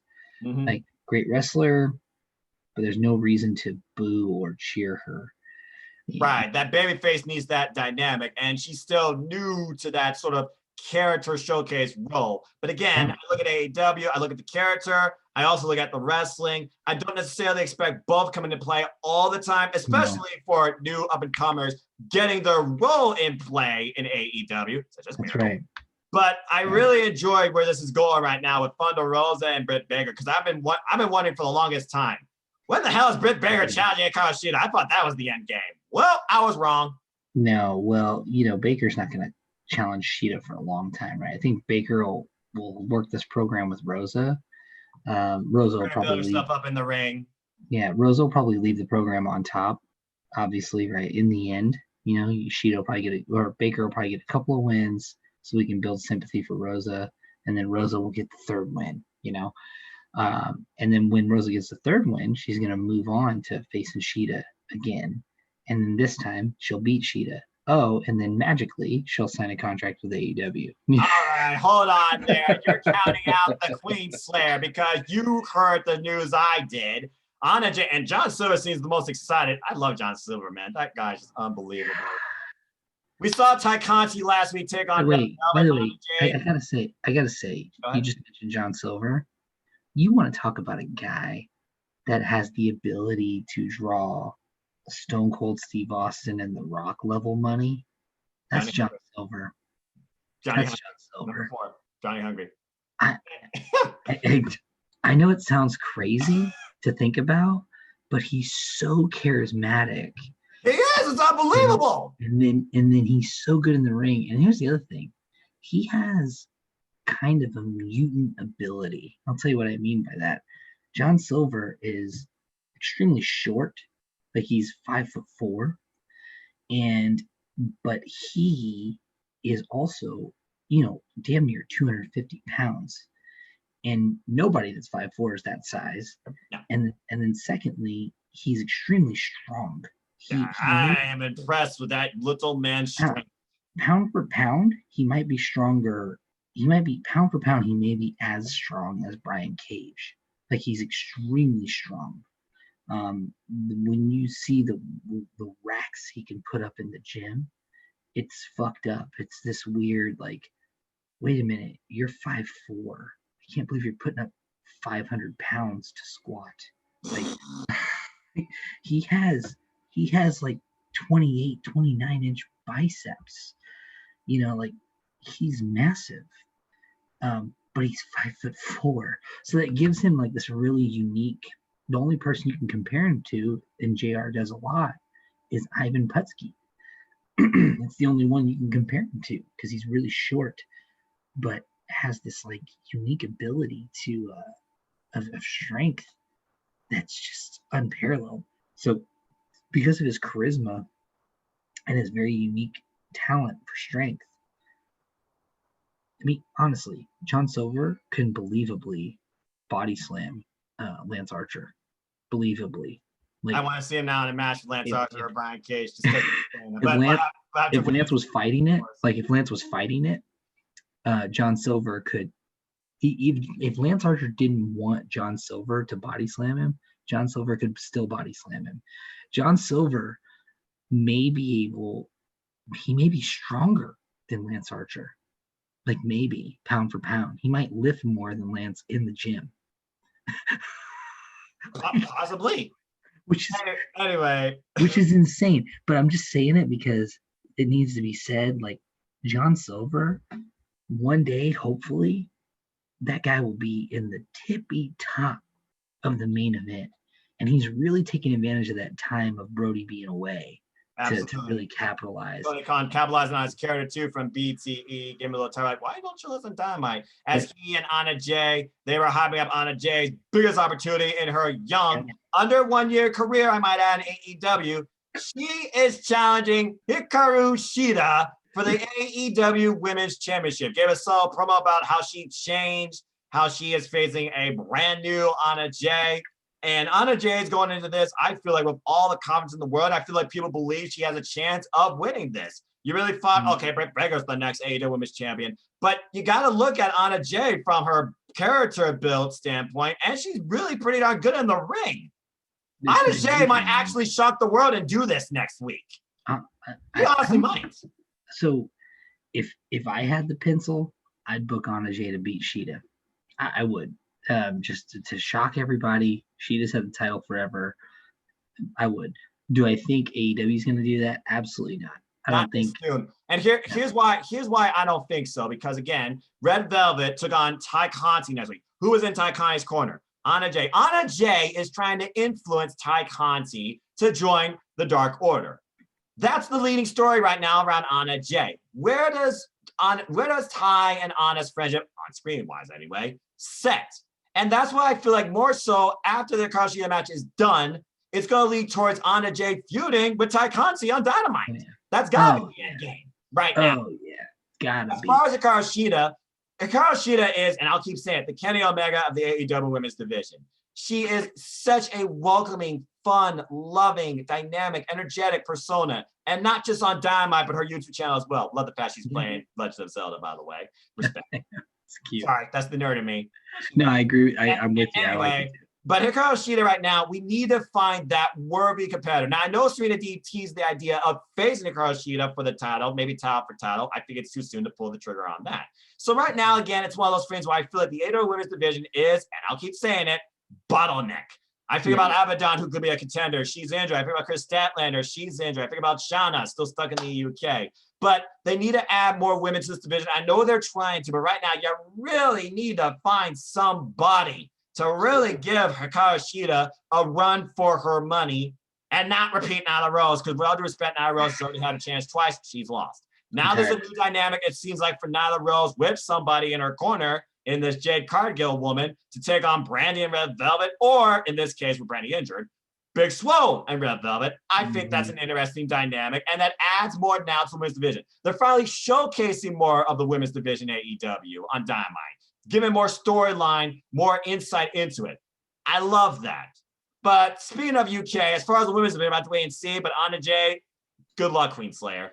Yeah. Let's talk about the return of one bastard from the UK, as after, man, you talk about the brothers taking their match to a whole nother level last week. Rey Fenix and literally Pentagon ripping each other's masks off, literally what Lucha Libre stands for. And Eddie Kingston was biased. Clearly, Eddie Kingston had a plan. He wanted to roll with Pentagon only. He clearly saw Rey Fenix as a weakness in his family. And it seemed like that was the plan here falling out as these two tore into each other as he offered us this great match. He said his own words. And in the end, Pentagon, he destroyed his brother and won. But Pentagon was reluctant to Eddie Kingston's words, appraisal, and of course, the treatment of his brother. And we were wondering what Pentagon was going to do, how he was going to react. Before he could, who returns finally? The bastard Pac. And we now have a war of the families. Again, as we saw Pac in a hell of a return match, by the way, with one Blade, Braxton Sutter, of course, the husband, real-life husband of Allie, Allie. And these two had a really good singles bout, I must say. Again, that beautiful dynamic AEW showing what the tag pairs can do in singles bouts. In the end, Pac, with the Butcher and the Bunny getting involved, he gets the win, of course, with a shooting star press and an immediate tap out to the Reigns of Saturn. But before we can get what I've been waiting for, a war of words, Butcher comes into play. We have a tap from behind. Allie's just laughing maniacally from ringside because that's the Bunny's way. Butcher and Blade on a 2-1 assault. Eddie gets involved, literally tirades the man, insults him by his name, and Ray Phoenix comes down for the save. Apparently, Ray Phoenix has seen past Eddie Kingston's game, and we think, okay, this is interesting. But then, of course, it's still 3-on-2. Of course, the Eddie Kingston family gets the advantage. Who comes down, though? Pentagon. And this was the true testament here. Where does Pentagon loyalty lie? Family or family? You don't turn your back on your brother or brothers. The Death Triangle is back. I could not be more excited. We have the Death Triangle now feuding with Eddie Kingston and the Butcher and the Blade. It's going to be a very interesting dynamic. At the end game, it's obviously going to be Pac versus Eddie Kingston, but we first need to get that war of words. So we're clearly going to have some tag matches before then. As it was officially announced, the bastard Pac, I just love saying that, like Justin Roberts now, I bet he does too, and Ray Phoenix, they will take on Butcher and the Blade with the Bunny. Dan, give me your thoughts on this whole new dynamic to Eddie Kingston's family. Now they got to deal with the bastard and the Death Triangle now. Things have completely changed. It's just so cool. I mean, how could you turn the Death Triangle babyface in a cool way? They did it. They did it. They did it. And they did it. And it was unexpected and really cool because I thought we were just going to build towards a Pac versus Eddie Kingston and the rest of the family rivalry. Right? That's what I thought. Yeah, I thought the Death Triangle was just going to get the kibosh, but no, it didn't. Like, we've got the Death Triangle versus the family now, and that's going to be cool. And the triple threat, the six-man tag for that match is going to be stupid insane.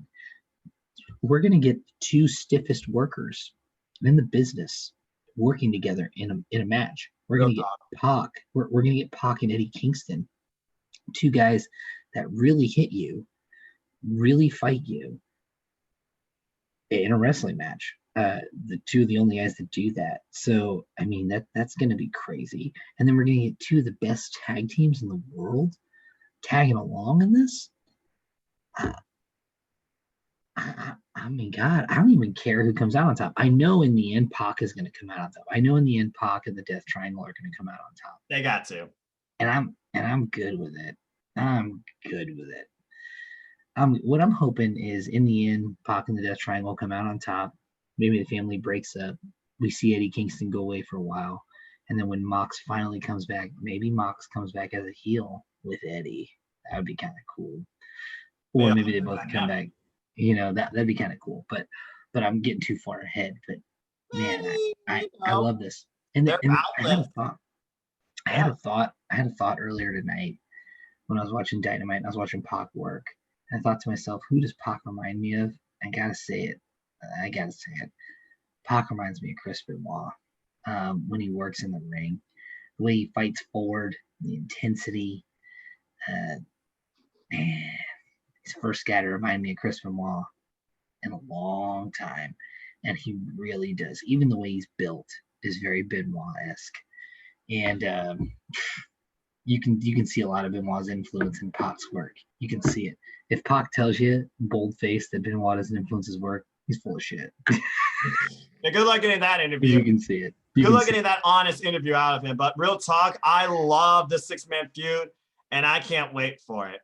All right, so I want to go back and talk about the dynamic of the World Championship picture because I feel like that's a good closing note, but not before I give some subtle mention about a couple of other things.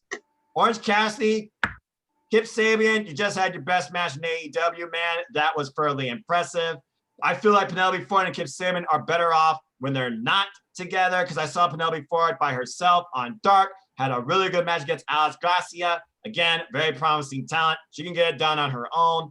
The dynamic with the high five, though, that was inadvertent, but gave the assist was fun. But Miro, you talk about a hit and run.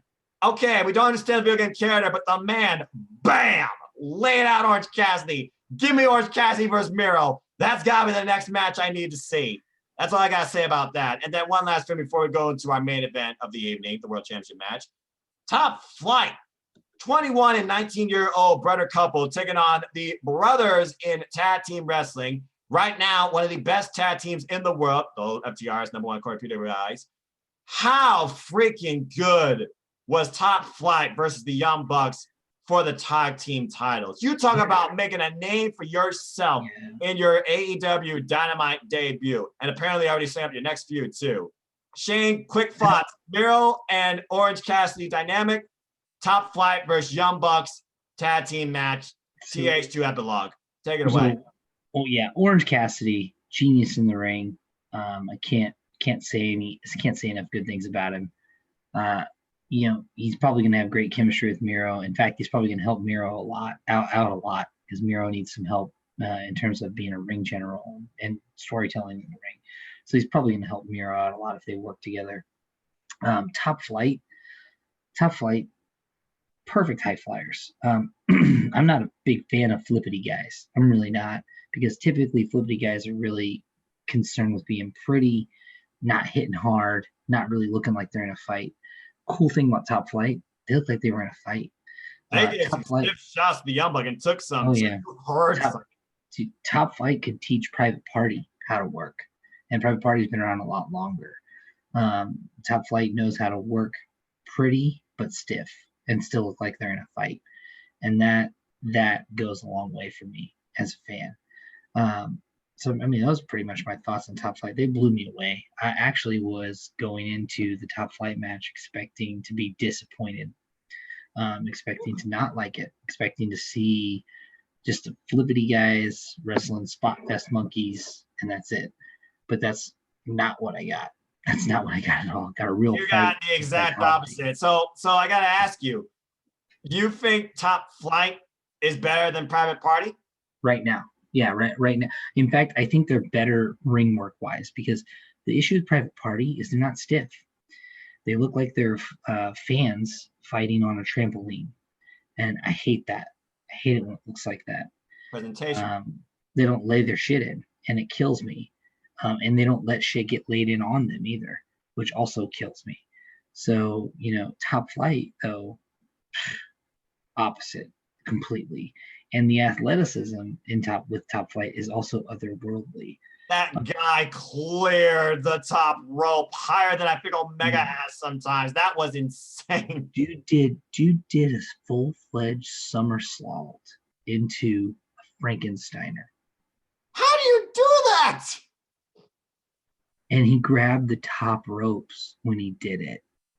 Yeah, it wasn't second rope, by the way. Again, let me mention, 19 and 21 years old. They're not done growing. That's how young they are. You're not done growing until you're 25. They're not done growing. Yeah, enough said. Okay, so let's go back to this World Championship, because there's a lot to figure out. We subtly touched on Omega's mindset. We subtly touched on Jon Moxley and what he has stood for the company. He says that they're the good guys. Talking about AEW, talking about him. He does drop the pipe on about his wife being pregnant. Didn't see that coming. Congratulations to Renee, by the way, and to the happy couple. And we basically subtly get this idea where Jon Moxley feels unstoppable. But we go to this contract signing, typical 80s sweeper girl. I love that. Justin Roberts coming up with more metaphors than you can write a book on, I feel like. But the one thing he's always going to say for Kenny Omega, we can expect him something related to North Carolina. And Kenny Omega coming out like full classic NJPW type style look aviator glasses. It was like cleaner on Dynamite. I loved it. Pure, calm demeanor, waiting on Jon Moxley, and then something out of an Among Us game where everybody is sus. Jon Moxley is laid out backstage. And Kenny Omega's just playing it off, literally calling back, oh, he couldn't face me back at All Out due to some sort of an injury to the shoulder, and now he just laid out here, and I'm just waiting. No, there's no point in this.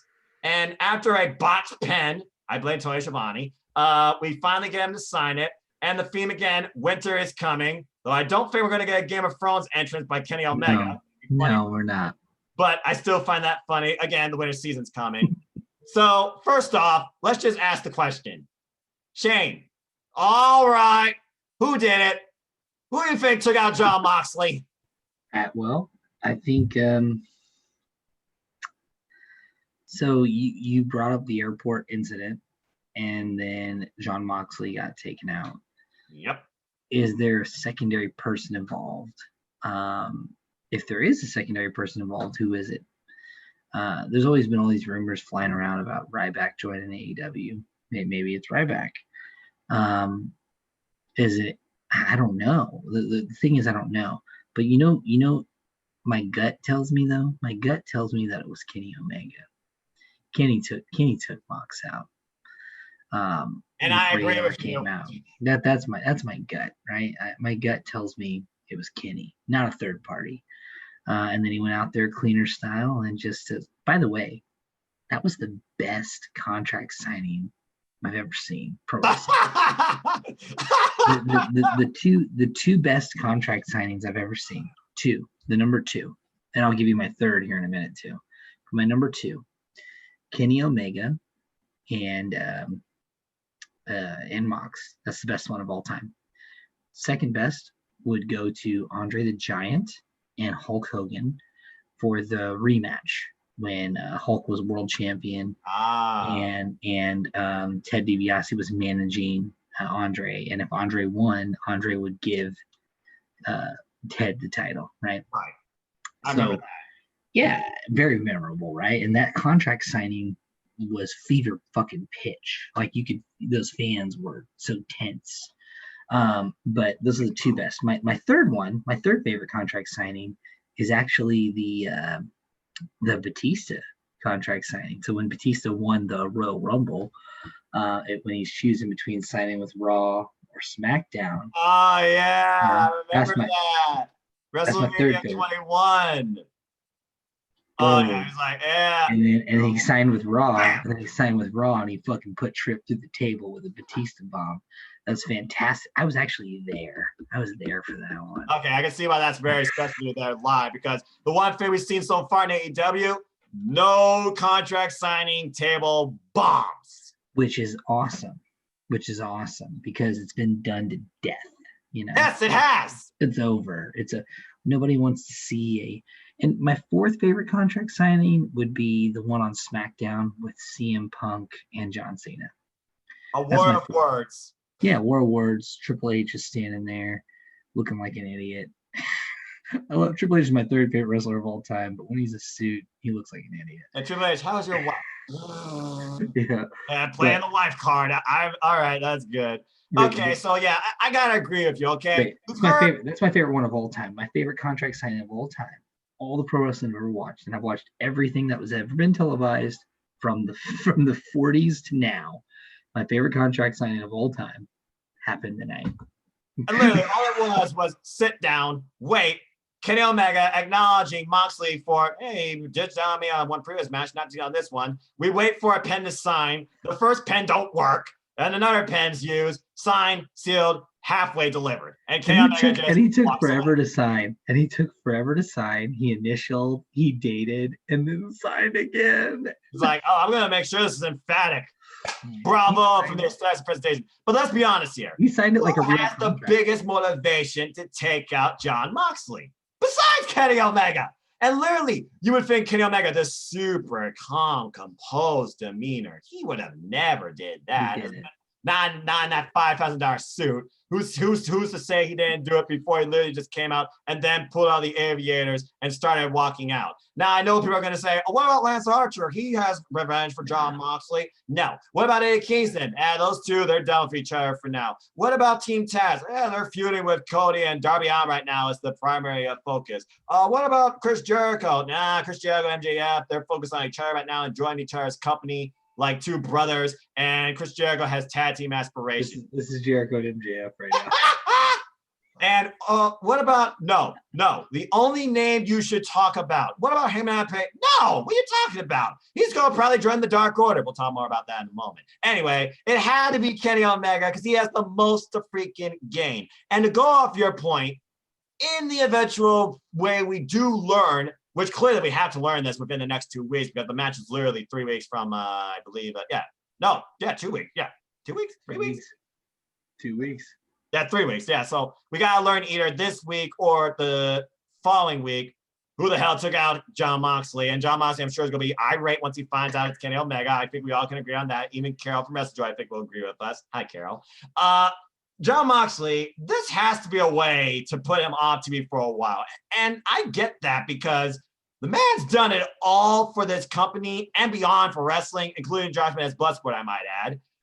He's working a Ric Flair schedule. He's working a Ric Flair schedule. He is, literally. And yes, he does have the IWGP United States Championship. He does need to defend that. Now, will that happen at Wrestle Kingdom?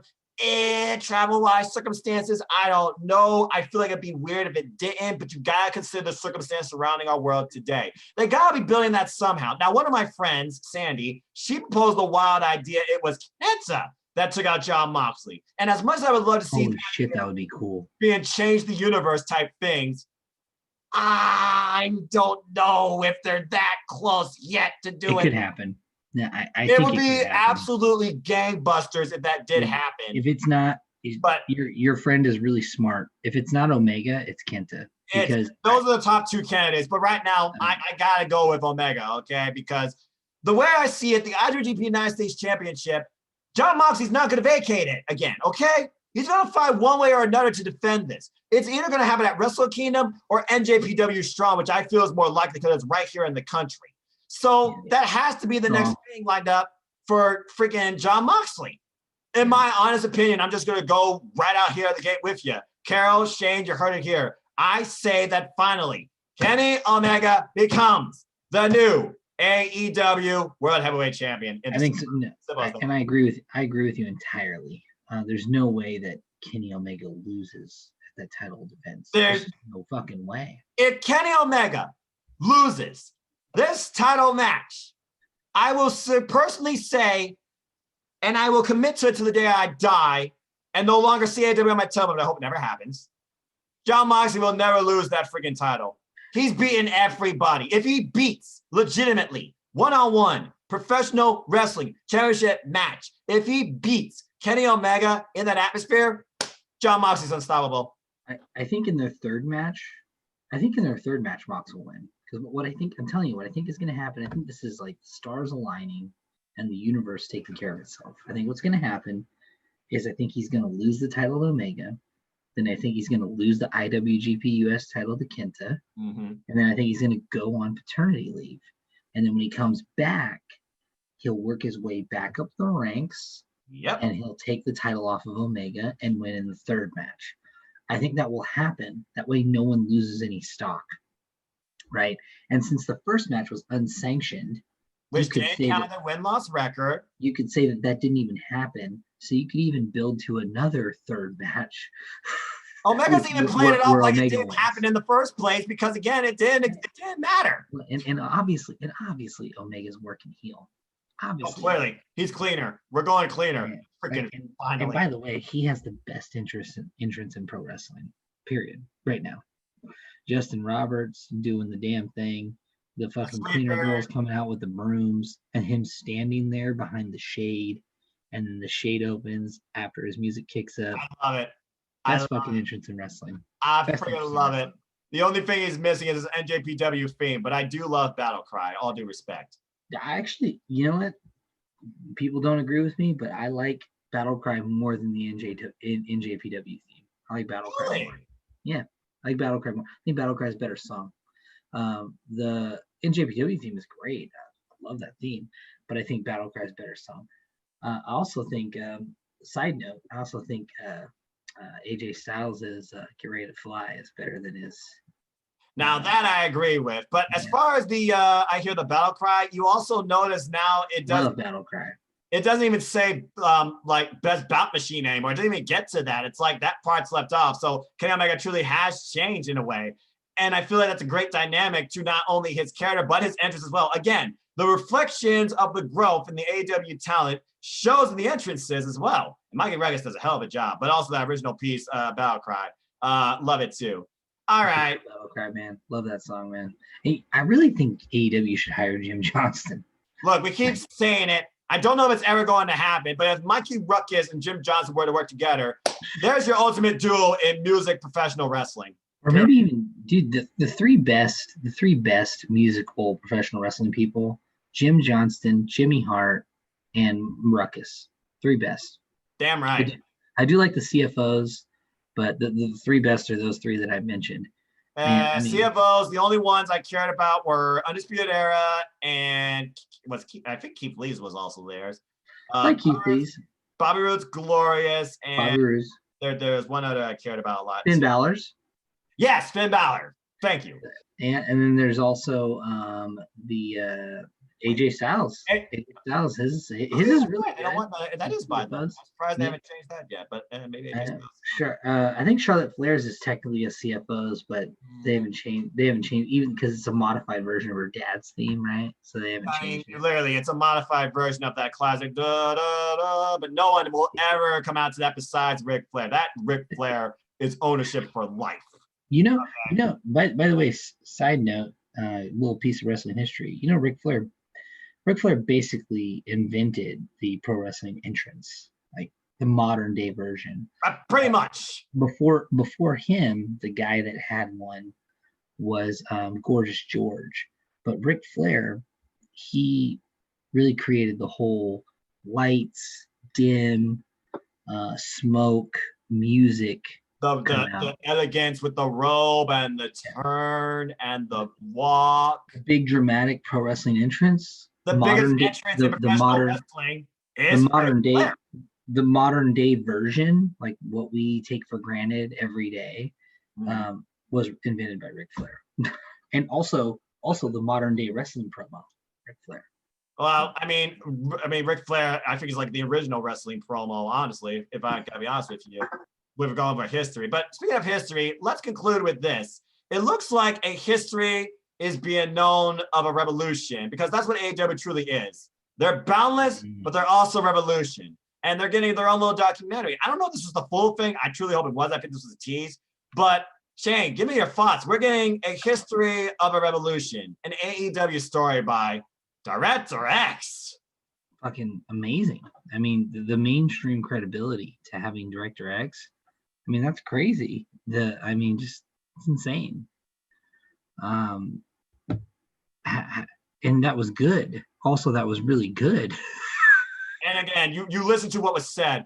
We're not cookie cutter. We were rejected. We made this ourselves. We created ourselves. This is what we had to do. We had to change what was the normal. And so much more was said in that, and name drop, of course, of a former employer too. I loved everything about that. I really hope this is this is one documentary I will watch in full and probably over and over again. But I'm looking at the thumbnail, and there's one thumbnail that interests me. We gotta talk about this man's future. I don't know if this was just a BT skit and he was drunk, or maybe now what actually happened because we haven't seen anything about Evil Uno since. Shane, do you see him and Adam Page finally joining the Dark Order? You know, it'd be a great thing to give Adam Page something to do. Because I was thinking about it the other day. It's like, what do you even do with Adam Page at this point? Right? Like, what does he do? Where does he go? I think the Dark Order would be the best way, the best thing for him, period, right now. And then he could even be the person that maybe takes the Dark Order apart. He could be the person that takes him down to prevent him from getting stale, right? To just end the whole shebang. But I would love to see Adam Page in the Dark Order, to be honest with you, or Adam Page reunited with the Elite, one of the two. But like, what do you do with him right now? Right? Like that's the question. What do you even do with him? I mean, we saw the conglomeration of Celebration with Kenny Omega and the Bucks, not only in the ring, but also on BTE, who was looking from afar, who's saying they wanted to step out of the shadow of the Elite. Now I feel like he's in their shadow more than ever. But Heyman, He's literally in there. He's literally stuck in it. Dude, at Full Gear, that was hilarious. That was just when he was standing there and just with a drink, by the way. He had his drink. Oh my gosh. All awkwardly in the and then BTE, he just listens to the Celebration and then just walks away. We hear this sultry music. And then WrestleJoy creates a parody called Everybody Hurts with that scene. And I'm like, God. I loved it.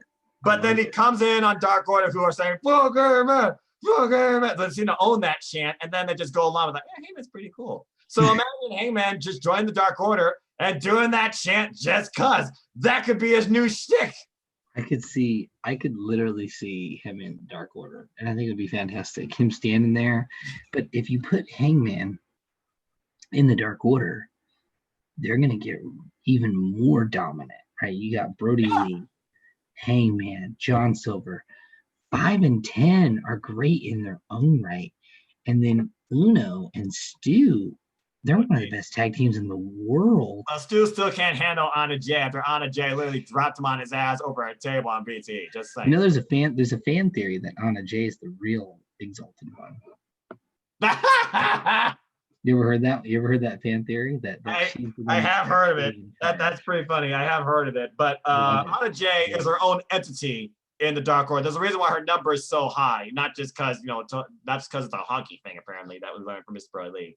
And again, Mr. Brody Lee, he's out injured with an ankle injury, so I can only imagine what sort of dynamic he's going to add when he returns to the Dark Order. The bottom line is this: when he returns, it's going to be hot fire. There's going to be hell to bathe, and it's going to be shit everywhere. And it's like, what's going on with the Nightmare Family? Are we feuding now with Shaq and Cardi? There's so many different dynamics now when it comes to the Nightmare Family too at this point.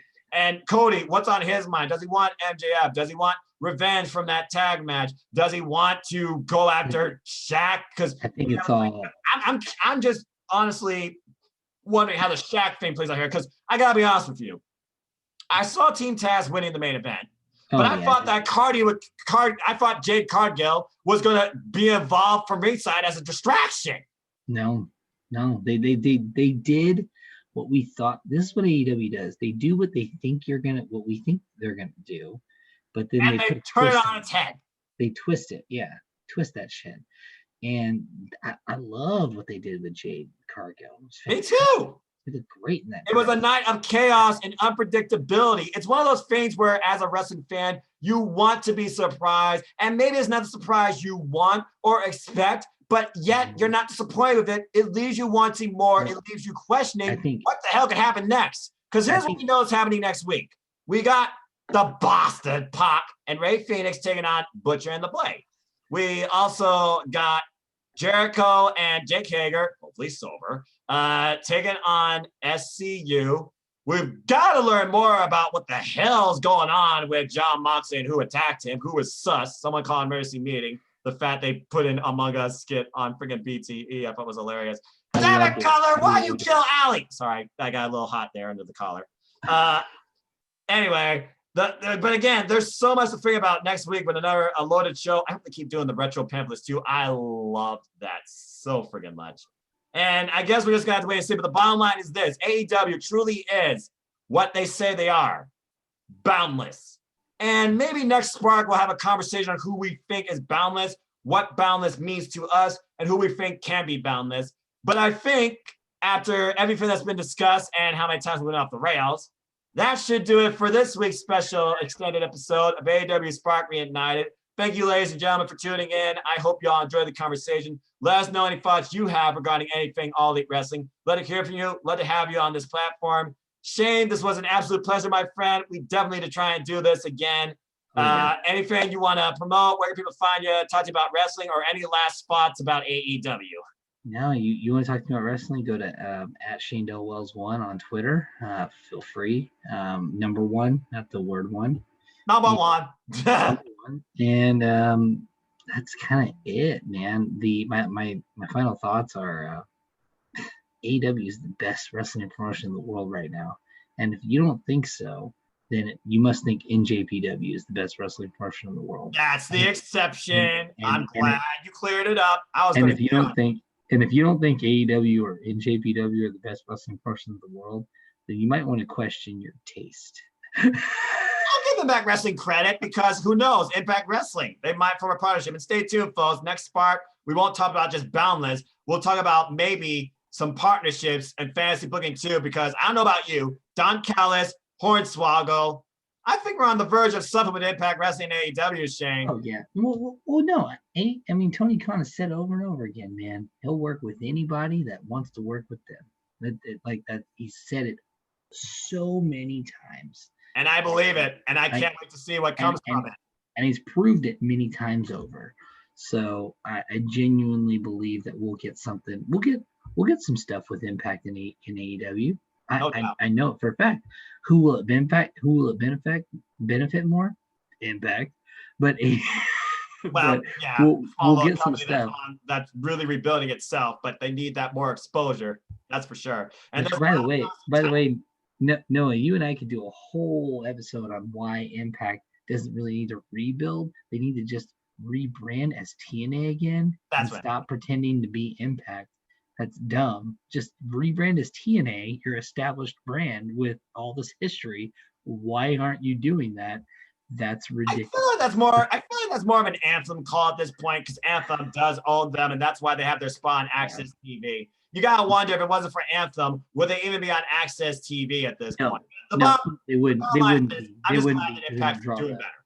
Yeah, and you're right. To be fair, they wouldn't. If Anthem did not own Impact, they would not be on TV right now. They would not be on national cable because they don't draw enough of an audience to merit. I mean, technically, they draw less users than like NWA and MLW, less viewers, on cable when you compare the streams versus cable. So, but it's all revenue for Anthem. It's all revenue because it costs them next to nothing to air it. Exactly.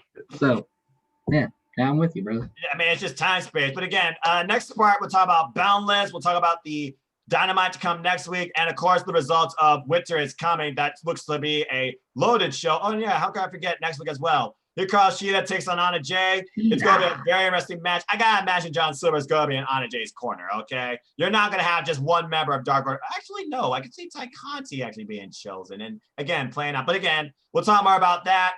Impact, NWA. There's so much talent all the time when it comes to All Elite Wrestling. But we'll talk more about that next time at AEW Spark. So, folks, if you want to know more about me, know this.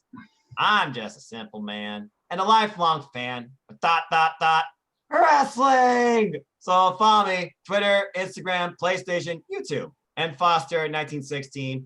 Follow my Twitch. I've been starting up. I need to get back into that. I'm definitely in a better mindset now. Thank you, everybody, for the kind wellness, prayers, and wishes. Thank you especially to you, Shane, too, for my mother. So I'll be back soon on Twitch and Foster191625. There's a lot to figure out, but again, you want to know more about, there's a description down below. Support NoDQ, support WrestleJoy, Team All Elite. We want wrestling talk. Support pro wrestling, folks. That's the heart of it for us as fans. And as always, I'd like to close. Support your wrestling outlets, but big and small, and let's keep growing this incredible, diverse, unique, elite, authentic, unscripted, unrestricted wrestling community together. Simple as that. With that being said, thank you so much for tuning in. Please like, share, subscribe, comment, tell a friend. Hit the bell, know the next video goes on this channel. Hit the subscribe button, help me keep growing this channel. Shout out to all 169 of you. That's been with me. That's fun. YouTuber career's journey. Lot landing up anytime soon. More wrestling content to come. AEW, NJPW, Wise 2. I hope Shane's continuing for the ride. I definitely hope to have Shane next time and going forward on Spark and more stuff too. Until next time, folks, it's a tough time we live in right now. It's the most unique time we live in right now. Don't take it for granted. As JR says, and truly, I lived it. Tomorrow is never guaranteed. Value your life, value your family and loved ones around you. Take care, enjoy life. Tomorrow is never guaranteed, and I will say that to the day I die.